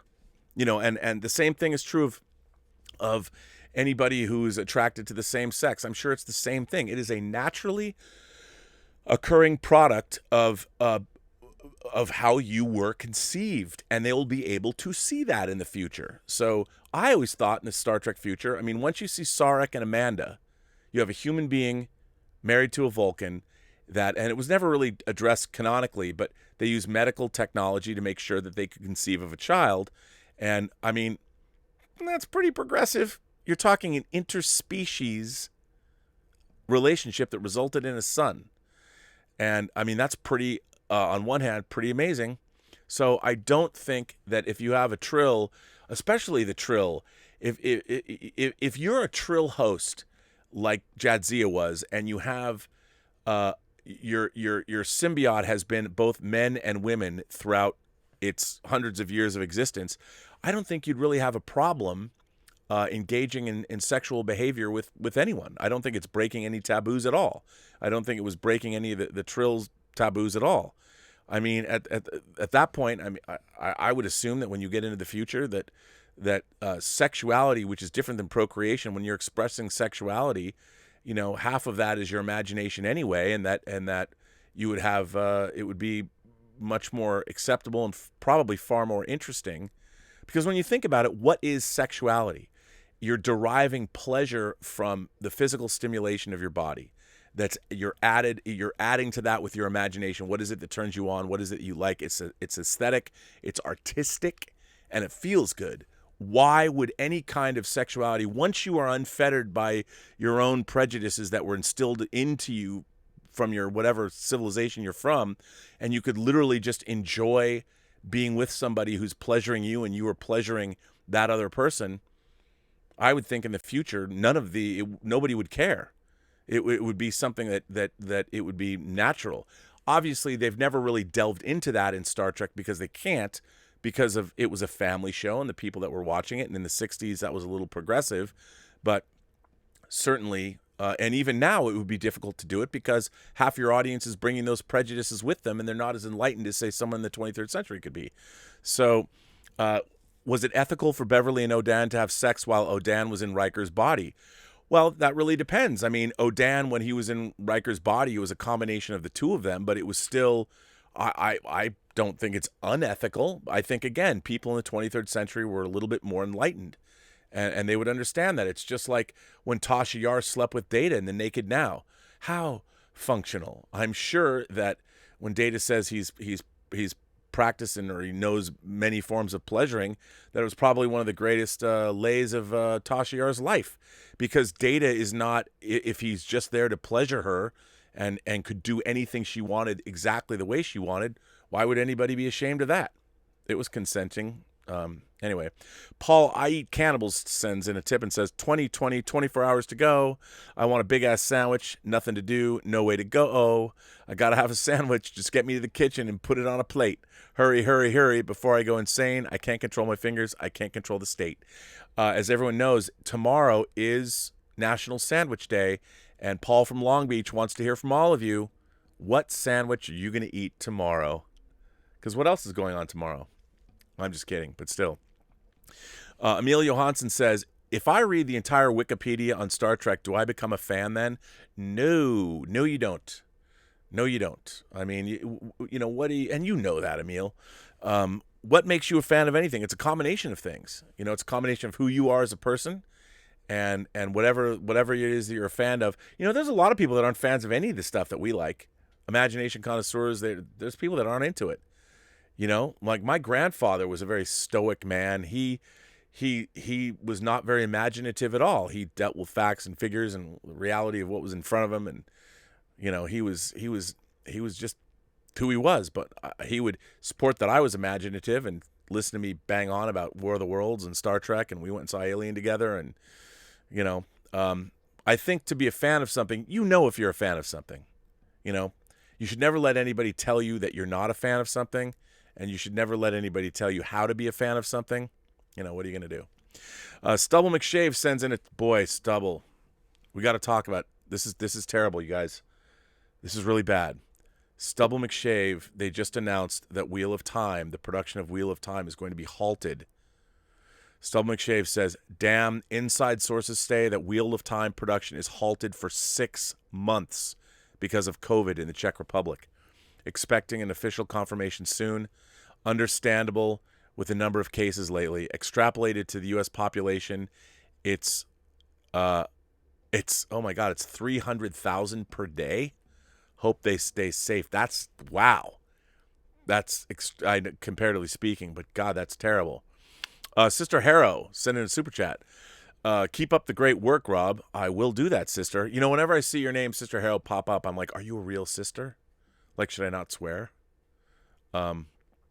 Anyway, Cinema Gulp sends in a super chat and says, on point today, Rob. I just wanted to shout out my favorite local cinemas, Regency Director's Cut. Have you ever been? I have not. Wonderful independent film theater. Regency Director's Cut. Where is that, Cinema Gulp? And I hope that they're sticking around. I don't know. Anonymous sends in a tip and says, with the passing of the great Sean Connery, I'm a little disappointed to hear so few discuss his last proper hit movie, Entrapment. I liked it. I thought Entrapment was good. A neat, slick, stylish heist movie where Connery's movie star charisma is on full display despite being nearly 70 in it. I mean, Catherine Zeta-Jones and Sean Connery, what is not to love?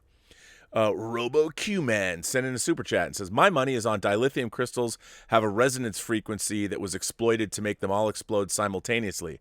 Silly as the premise is, I know. Ha! Keep up the great work, Rob. Well, thank you, Robo Q-Man. See, that's to me is just like, let's destroy all of the dilithium. It's just so lame. It's such a, you know what it is? It's so unimaginative because someone's like, you know what? Isn't there like, what if we ran out of fossil fuels and no one could get in their cars anymore because there was no more gas? I'd be like, oh, you mean like the Road Warrior? Ka-chunk, ka-chunk, refining they are, ka-chunk, ka-chunk, ka-chunk. I mean, it's so lame. It's that they went back and like, oh, well, they've got like gas in the Star Trek universe. It's called dilithium, man. Yeah, what if it all blew up all at once? Okay. I can only imagine what Kirsten Beyer, who's one of the producers of Discovery, was thinking when someone came up with that choice nugget. I'm sure she wasn't happy. Trace sent in a super chat and says, Rob, I have a feeling they will say the burn was caused by Discovery's time travel into the future, making it a problem that they caused. I could see that. You know, they as soon as they, but then again, you know, there's, well, maybe, you know, traveling through time, somehow the time vortex, there was some, yeah, because why not? Joe Dick sent in a super chat and says, R.E. the Picard Show, couldn't the AI threat be from mass-produced Sung androids, internal collapse instead of external conquest? I think so, but here's the thing. Again, you know, they're talking about synths. Here's my thinking about that. Why is it that apparently what they fear is humanoid-looking synths? Like, what if the Horta decided to make a synth Horta? Like, the Horta mother was like, listen, I gotta take care of my eggs, and we're gonna build a machine, a Horta machine, a Horta android that's gonna be able to mine 24/7 instead of just the time I can work. The whole idea of synths, it's like, okay, a synth, an android is just a machine. Sure, it's sentient like Data and it's AI, but it can be turned off. Why are they a threat? You know, why would somebody... Now, it's interesting. What's really interesting to me is like replicants, for instance, which are manufactured human beings from parts, Frankenstein, even though they're created. Well, what you're doing is when you turn on a replicant, even Roy Batty explains in Blade Runner, we're flesh. You know, when you turn that on, what you've done is you've also created a soul. Now, that to me is what somebody might object to. You've now created a race that didn't exist before of replicants. You've created a race of synthetic people. I don't think androids are synthetic. That assumes that there is some android that's not synthetic.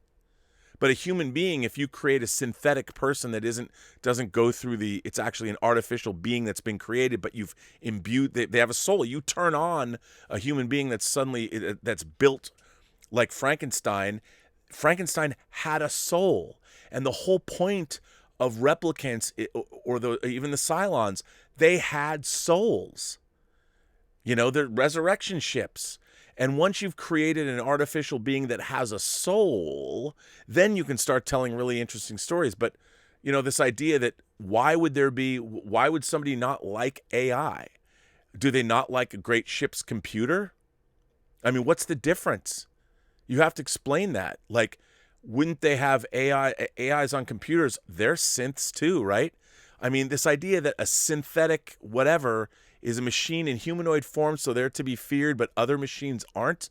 See, that's again, I don't understand in Star Trek Discovery when they tell, or in Picard, there's an AI out there, the super synths that want to destroy machines that look like humans. But what about all the other aliens? I mean, all we've ever seen is androids because we make these movies and TV shows on Earth, so they have to look like humanoids.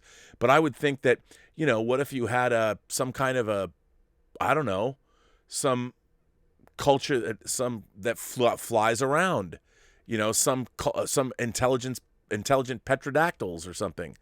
What if they had artificial? Would that be? It'd be the same thing. Like that idea of synths being a danger is just basically saying that robots are bad, and we've been saying robots are bad for 100 years. Since Metropolis. And that idea is so rudimentary and dumb and totally unexplored. And then, hey, you know what? Let's build an android body that looks exactly like. If I was Jean-Luc Picard and I died and somebody stuck me in a 96-year-old android body, I'd be like, fuck y'all, put me in a hot 25-year-old that looks amazing, that is fully functional, and I will live forever if I have to be in an android body. But no, I mean, come on. But the threat could be from mass-produced Sung androids. But why?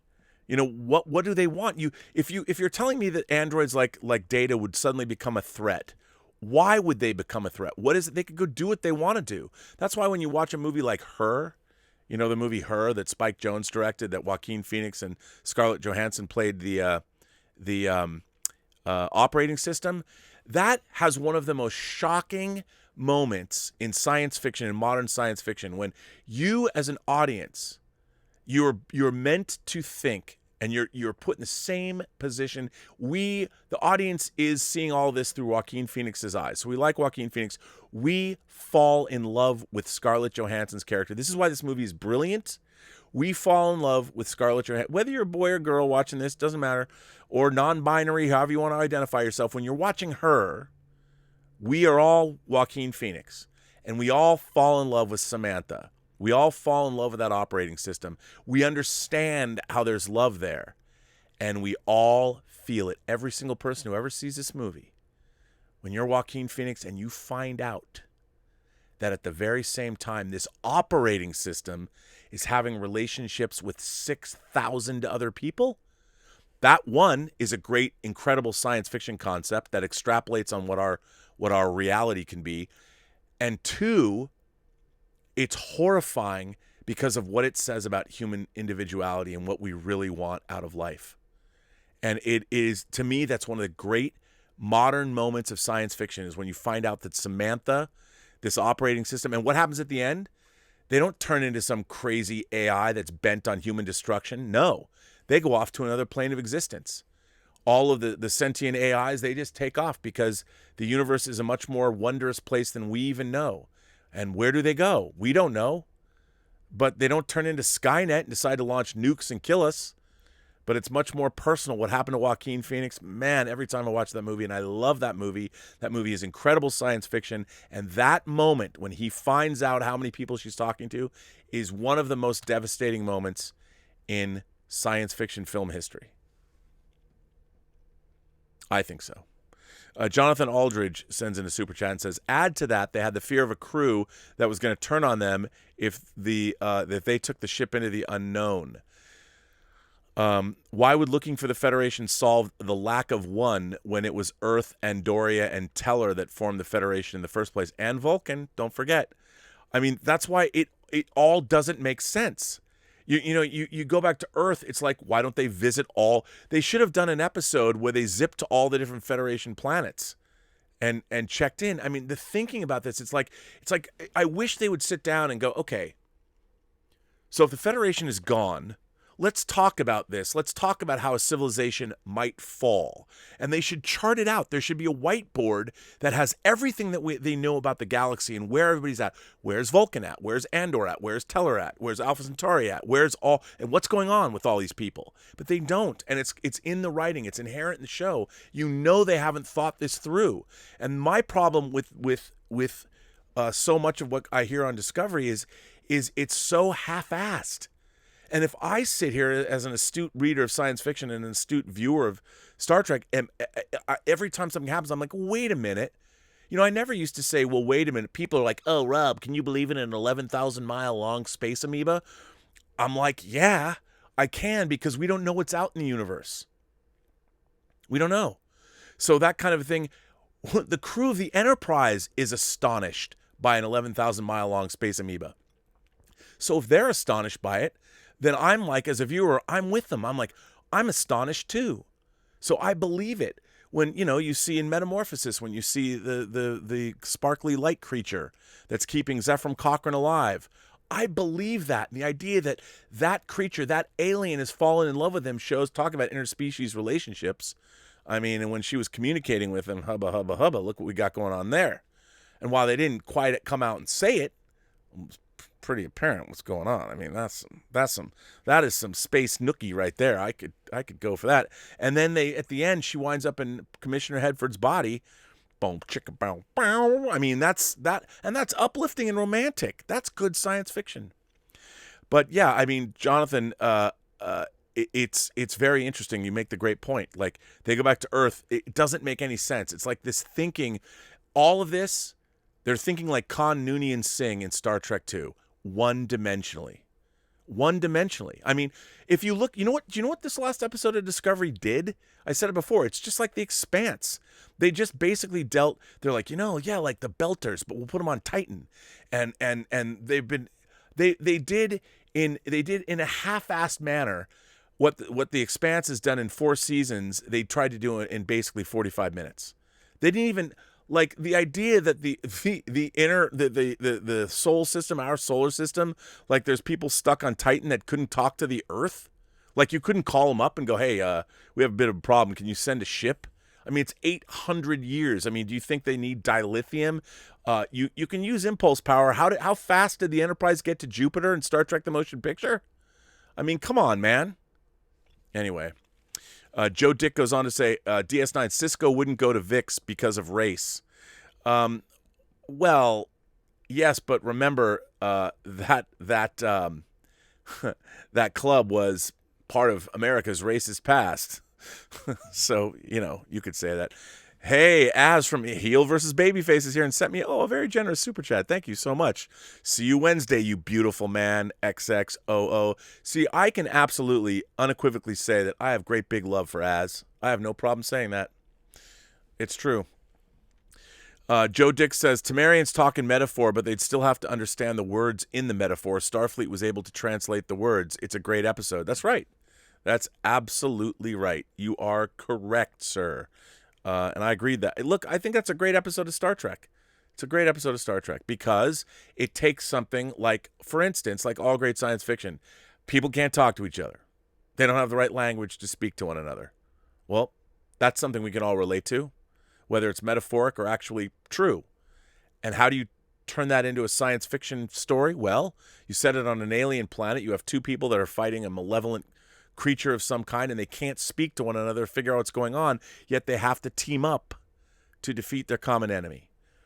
I mean, you get a great classic human story in a science fiction context, and you make it interesting. So, Sean Pullen, whose letter I read, says, thanks for hearing me out, Rob. Your poor audience is going to hate me, but I appreciate you, and your want to debate, well, Rob, am here for it. Cheers. Well, thank you, Sean. I'm here for it. I'll debate Star Trek, until the cows come home. I mean, that's what I like to do. Torrin is here. Torrin Atkinson is here and says, sounds like Season 3 of Discovery has the same problem as Season 1. Questions unanswered for too long and unsatisfactorily. Won't bother. Lower Decks does Trek better. A lot of people like Lower Decks. I mean, to me, it's not really Star Trek. It's a riff on Star Trek. I know people are like, well, this is canonical Trek. Nah, not really. It's still, all of it is still, it's a riff on what Star Trek is. I mean, it was all right. I didn't hate it, but it's not really what I'm interested in. I'd rather watch compelling science fiction. Ross Gecko sends in a super chat and says, financially speaking, how are the ratings for Kurtzman Trek? Even if they're decent, CBS must know there is a much higher ceiling. Well, I would think so. I mean, you know what? Here's the thing. What they're trying to do is drive an entire empire where, I mean, they've got their Star Trek, Starfleet Command or whatever, that game that I've downloaded like before anybody was playing it, Fleet Command.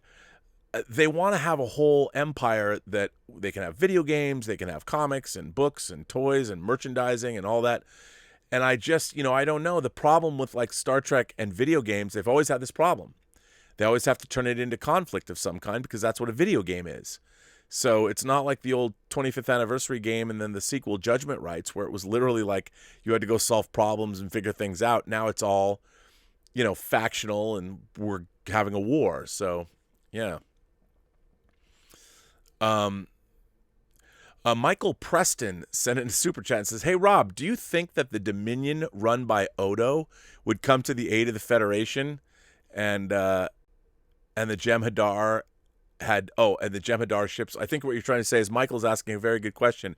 Why wouldn't Odo come through the wormhole if the great burn happened and provide the Federation with warp technology from their Jem'Hadar ships? Can't argue with that. I mean, there you go. You've just negated. I mean, that's another thing. I don't think I honestly believe that the writers of Star Trek Discovery never watched Deep Space Nine. I don't think they did. I really don't. I mean, Kirsten Beyer has, but I think I can only one day. I think that I want to do like Kirsten Beyer, who has written a lot of Star Trek Voyager novels. I only can imagine that she sits in these writers' meetings half the time, and like I want to do. Somebody's got to write like a comic, the inner monologue of Kirsten Beyer, and it'll be from her perspective as all of these things are like, and it would all be like, and just like you said, she's in the writer's room and everybody's talking, and somebody raises their hand. Kirsten raises her hand. She goes, what about Odo and what about the founders? Once the great burn happened, what if they brought their technology into the Alpha Quadrant through the wormhole and was able to reinstate the Federation? And like nobody listens to her. They don't even turn and look. And that would like every cartoon is just Kirsten Beyer raising her hand and standing up and saying these things that are that fly in the face of everything that Star Trek Discovery does. I can only imagine that that's what it's like for her to to work on that show. the inner monologue of Kirsten Beyer. Is it Kristen or Kirsten? I think it's Kirsten. I don't know. Bunyan Snipe is here, one of my moderators. What are the odds that Sony sell off their film division to Apple and use that money to buy Take-Two and Rockstar Games and make Grand Theft Auto 6 a PS5 exclusive? Well, sir, I think that was a great idea. I mean, how much money has Rockstar made off Grand Theft Auto 5? Grand Theft Auto 5 has consistently been a top-selling video game for years now. Going on, we're getting closer to 10 years than 5 years. So I think that's a great idea. I can't wait to play Grand Theft Auto 6. I loved Grand Theft Auto 5. I love that franchise. Jonathan Aldridge says, I understand Dax as a Trill female had to adopt a non-binary way of thinking in addition to her own that she could cope with many lifetimes. Well, yes, absolutely. And, I think that the thing about if you're a Trill, and they've never done a story about, I guess Trills are, they've never had a non-binary host, so that could be interesting, but a human host is already shown to be problematic as far as Trills are concerned. That's why they need Trill hosts. Somebody who's, I want to see them explaining, but then again, they should have watched The Host, but in Next Generation, in Deep Space Nine, there's so many things in Deep Space Nine that give me pause when it comes to Discovery. I'm like, so are we going to see the Bajoran wormhole? Is Deep Space Nine still in orbit around Bajor? Are they going to go there? Are they? The founders and all that. Why? It's. I'm sure they won't. But there's so many questions that, once you start working in the Star Trek universe and you want to say that, well, the Federation has collapsed, Well, okay, but what about the Cardassians? What about the founders? What about the wormhole aliens? Who knows? I don't know. Ross Gecko says, for many whose families have been in America for generations, it's hard to see how good they have it. Nothing to compare it to, but we are all so lucky. Oh my God. Yes, and that's why so many people still want to come to America. I heard this story. One of my first girlfriends in high school was Russian, and I remember her telling me this story about they brought somebody who was visiting, or somebody had come over from their family and immigrated, and the first time they took that person to the local grocery store and they saw all the produce, they fainted because they had no conception that you could go anywhere and have that much beautiful produce to eat. We never think twice. So you're absolutely right. And we take so much of what we have for granted. Jonathan Aldridge sends in a super chat and says, also, yes, rights are important and should be respected, but it seems that politicians and certain people don't think that's how things should be done. Well, I think it seems that way. I mean, look, I do believe in capitalism, and I do believe in meritocracies. But the problem is, can we have true capitalism and can we have meritocracies without abusing them? I mean, the problem with capitalism is people are greedy. Human beings are greedy, and we all want more, more, more, more, more. And rather than create a capitalist system that, see, what everybody wants to get as much as they can because our lives are finite. Give me more, more, more, more, more. But there is a society that we're building, and we need the foundational underpinnings of our entire civilization to work. And when somebody gets all that stuff up top here, like the 1%, and they're doing it at the expense of the foundation of the society, the foundation's eventually going to collapse. And it's the abuse of the systems that are so bad. I mean, it's people talk about being Marxist or socialist. There are civilizations, there are countries and things that have socialist forms of part of their governments are socialist. But I don't think socialism ultimately and Marxism will ever truly work because human beings need to be unique and they need to be allowed to excel to in whatever ways they can. And the idea that, I mean, when I ever listen to people talk about, well, workers need to own the or run or control the sources of production, or I'm like, really? How are you going to do that? Like, if who's put up the capital to actually build the plant that you work at?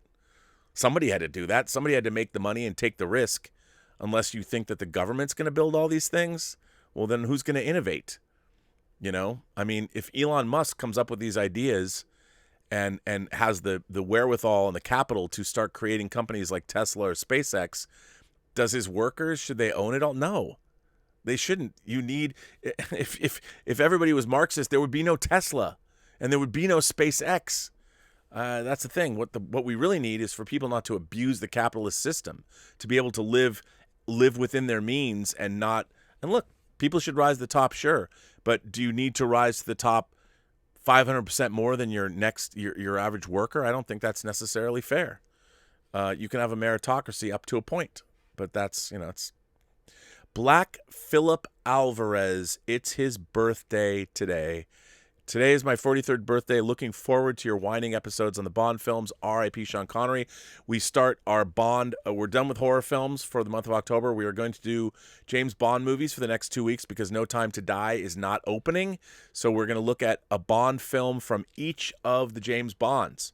So Tuesday, we're looking at Goldfinger. Thursday, we're looking at On Her Majesty's Secret Service. Saturday, we will be looking at The Spy Who Loved Me.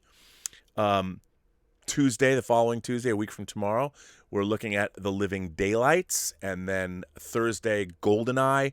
And we're going to wrap it up with Skyfall with Claude, one half of the official couple of the Burnettwork. So that's pretty cool. That should be fun. So yes, Black Phillip Alvarez, happy birthday to you, sir.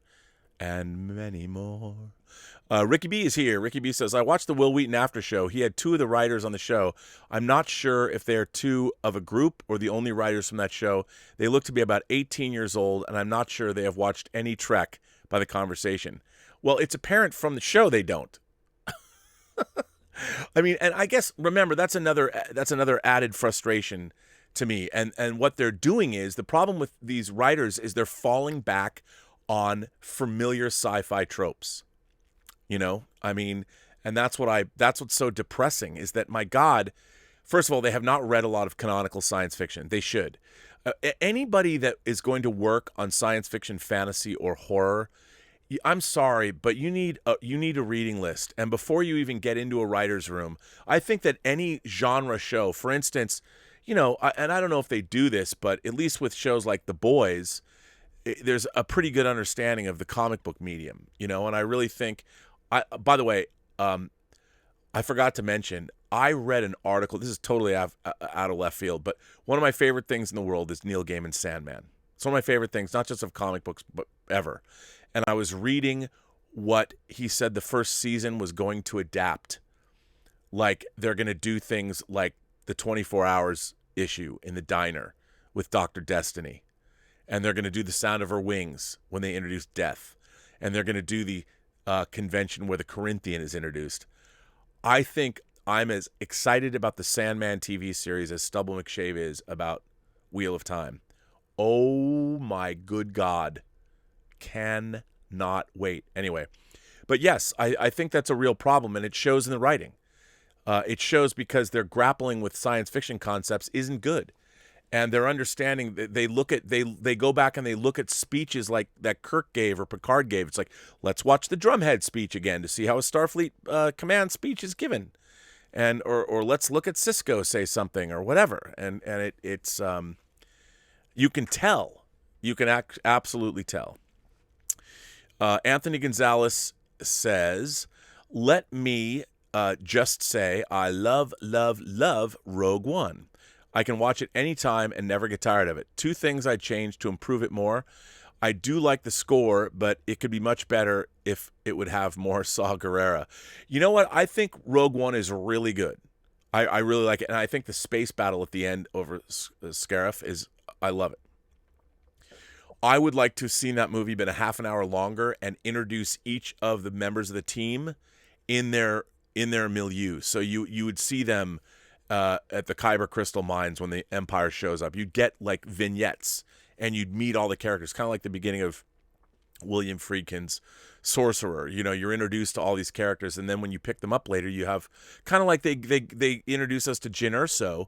You know, when Jyn Erso as a kid is found, then you could intercut and take us through and show us all these characters up to the point of where Rogue One begins.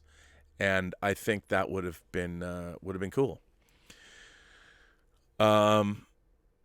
Let's see. Then Jonathan Aldridge says, what about an economic system that allows everyone to work and earn capital, but a system that allows society to move toward a world of no money? Well, the funny thing, they say that in the Star Trek universe, when you have things like replicators and all that, when nobody is wanting anything, look, I agree, but we need, you know, what is money? What is money? But it represents work done, somebody's work done. When you have money, it's either money you got on your own, or you were bequeathed it to your family member. It represents work done, and money allows you to get things, you know, that you want. But our society, like, look, I have a lot of stuff. I look around and I love all this stuff. This stuff is a physical manifestation of what's in my head anyway, and being surrounded by it. I love, it's all about ideas and you know, the action figures, the toys or whatever. Yeah. Would I want to leave that? You know, it's hard. That's a tough one. By the way, speaking of that, I have to show you guys something. Now, a lot of people know that I love Tony Leung, the Chinese actor Tony Leung. And a lot of people also know that I love action figures with chairs. And you've heard me say that Ong Lee made a movie called Lust, Caution that stars Tony Leung, my man Tony Leung. And if you've ever seen it, it's hot. The movie is hot, hot, hot. Well, I this is why I can't believe this is true. But so a Chinese company that makes action figures, it makes great action figures. Chinese company that makes action figures, Smart Toys, I kid you not, has made, well, it hasn't come out yet. It doesn't come out till next year. But they make this action figure set. I mean, can you believe this? I know it probably is. Let me just get a little closer on this one, and bring it down so you can really see. It's not Hot Toys, right? But I mean, my man Tony Leung, and this set. If you get these together, the Tony Leung. First of all, look at this. I mean, it's a Tony Leung action figure in his Lust Caution suit from like the 30s. I mean, I can't believe, if you don't think that we live in amazing times, somebody like, I don't know who, somebody has made the two characters from Lust Caution. Don't think I'm going to get this set and reenact. Nothing untoward with these action figures. But they made action figures of these two characters, and they come with a chair. Now, for anybody that knows me, I'm like, come on now. Yes, and I did find the place in America where you can order that, and yeah, and you can pre-order. you can put down a deposit. Now, who knows with COVID when we'll see it, but you know what? This shelf right behind me, I'm filling this up with action figures shortly, and I'm gonna put like Vito Corleone. They're making a Michael Corleone. He comes with a chair. I've got Tony Montana with the chair. I think I'm going to put all my favorite action figures. I got a Charlie Chaplin. All my action figures. I don't know why I like action figures that come with chairs, but I just do. Anyway, Regis K sends in a tip and says, "Do you expect me to talk? No, Mr. Bond. I expect you to die." This has been voted the greatest James Bond moment by The Independent. It is a great moment. It is a great moment. You know why the moment's great? You know why that moment in Goldfinger's great? And we're going to talk about this on Tuesday night, tomorrow night. Because Bond is vulnerable.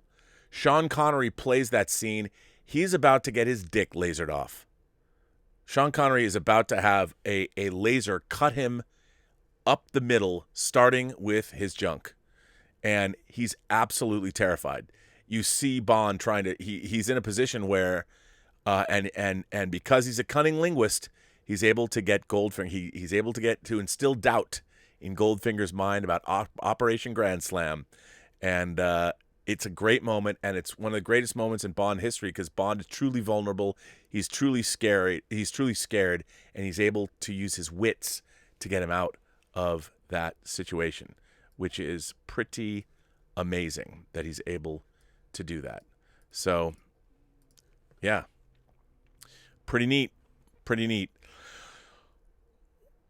Well, listen, I have so many. Well, you know what? I've got a few more letters. If you will indulge me, let me read a few more letters. Kevin Rubio, the man who wrote Troops, writes in and says, "I don't think there's any question as to my political leanings, though it may surprise many that when I take questionnaires about these things, I come up centrist every time. This has been a contentious 4 years. I've posted a lot of stuff with the hashtag vote or vote 2020 hashtag, but I hope you've noticed that it's never been more than that. I don't feel it is my place to tell you how to vote." I can't believe Elizabeth is writing me right now, and I'm supposed to. She wants me to answer her in the middle of the show. Hang on. Let me see. This is time sensitive, so let me just quickly respond to her. I don't even know what she's saying to me. She's at the grocery store and probably wants to know something. She's got between one and two things. What does she have? Let's see. I don't know what does she have. Oh, she's gonna buy glasses for me. She's actually getting reader glasses that This is hilarious. Okay, you know what? Since I'm live and since she wants an answer, how about I show you guys and let you pick? This is hilarious. Hold, please. I'm going to allow you. I'm going to take these ridiculous glasses that I have on, that I wear, these premium reading glasses. I'm going to show her. So you guys are going to tell me which glasses that I should get instead of these horrible glasses. Everybody makes fun of me, wantonly makes fun of me. We're gonna take a look at them, and you have to tell me whether you prefer the glasses on the top or the glasses on the bottom. So here they are. These are the glasses. I don't know if you can see them, but here they are. And of course, we'll have to do this basically in real time. Maybe I can, let's see, I can edit them. I'll do it quickly. We'll look at the top. Here are the glasses on the top. We'll look at those first. There are the glasses on the top. Take a look. These are the glasses you're going to look at me wearing. Okay, there are the glasses on the top. On the top, and here are the glasses on the bottom. So what do you think? Blake St. Clair's. What happened? I still have the orange glasses, but everybody makes fun. Everyone says bottom. All right. Oh, Angela says top. God bless you, Angela. I love it when girls say top. Top. Got a lot. Bunyan Snipe says top. Bottom, the clear ones. Okay. You know what? A lot of instantaneously. I'm gonna say the viewers say bottom. Say bottom, but Angela says top. Here we go. Viewers say bottom. There you go. Well, thanks for helping me out there. I appreciate that, everybody. Bottom it is. So you'll see these horrible glasses. Maybe they'll fit better. Maybe they won't. Who knows? So let me get back to Kevin Rubio's letter. This is an important letter. Sorry I interrupted, Kevin. This has been a contentious 4 years. I've posted a lot of stuff with the hashtag vote or the hashtag vote 2020, but I hope you've noticed that none of it has been more than that. I don't feel it is my place to tell you how to vote more than it is your place to tell me how to vote. I live in California. We've had early voting and drop-off boxes and mail-in ballots for some time now, so many of us have made our choice. At this state in the game, if you're still undecided, well, I don't know what to tell you. For me, the choice has never been more clear, but I'm not going to tell you how to vote. I only ask that you do.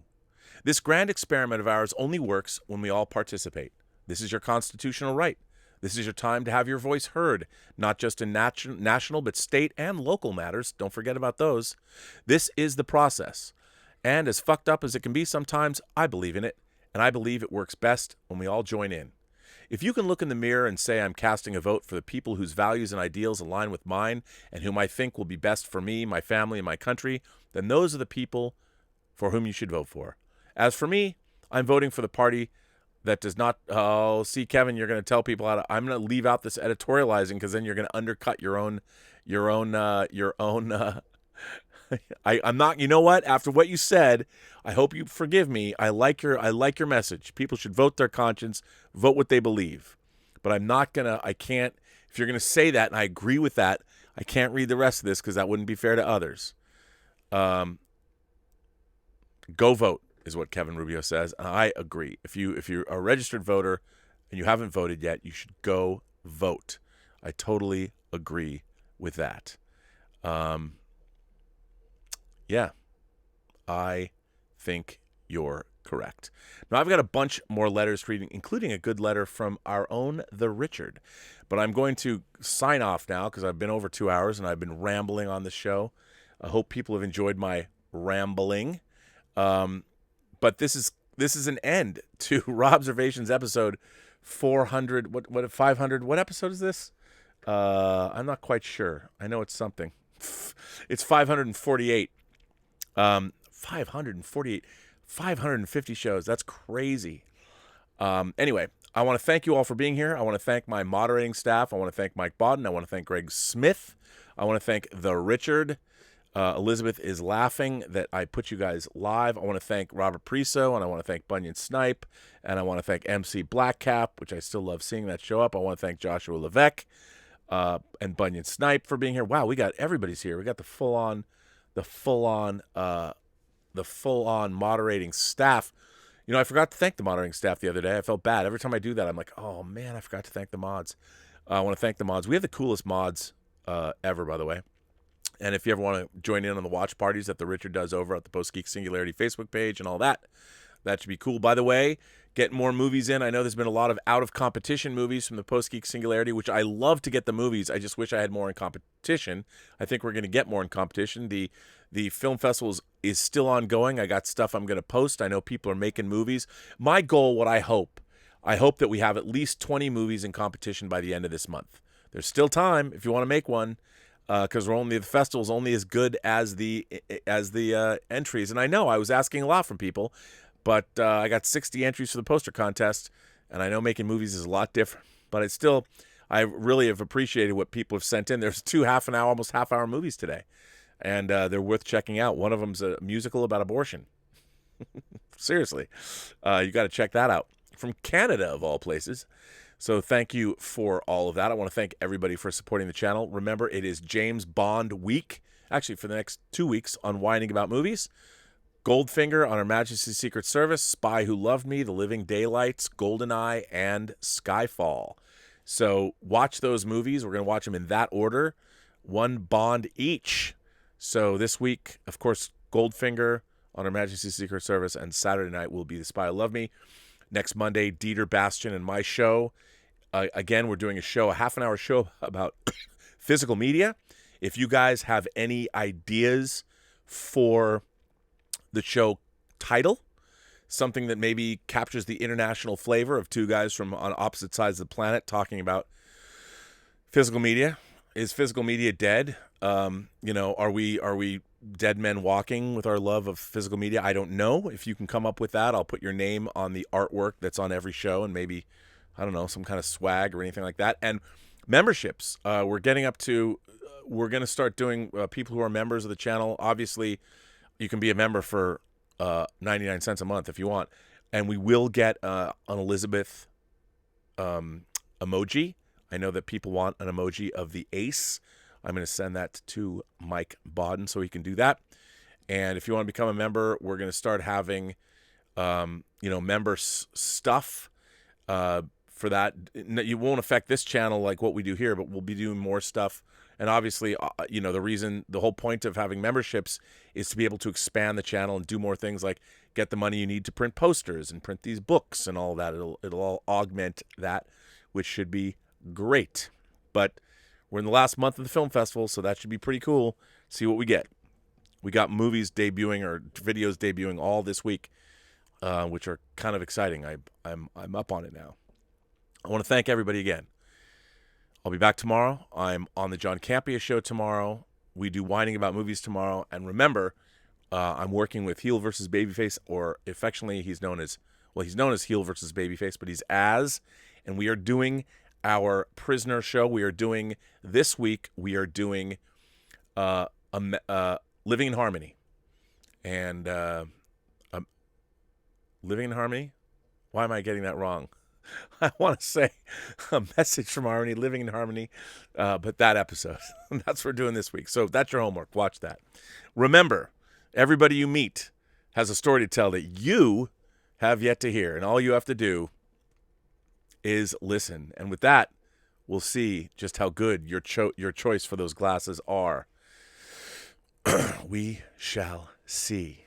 By the way, I'm not going to cut my hair for a while. I don't think I need to get it shaped, but how low can you go? I don't know. Anyway, thanks for all being here. I very much appreciate it. Tony Leung, a doll of Tony Leung in an amazing 3-piece suit that comes with a chair. Come on, 2020 isn't all bad. Actually, it's coming out in 2021, which means that 2020 is all bad, but it'll get better because I'll have a Tony Leung action figure, which is amazing. All right, then. I bid you all. Well, I should, be seeing you. It's a salute,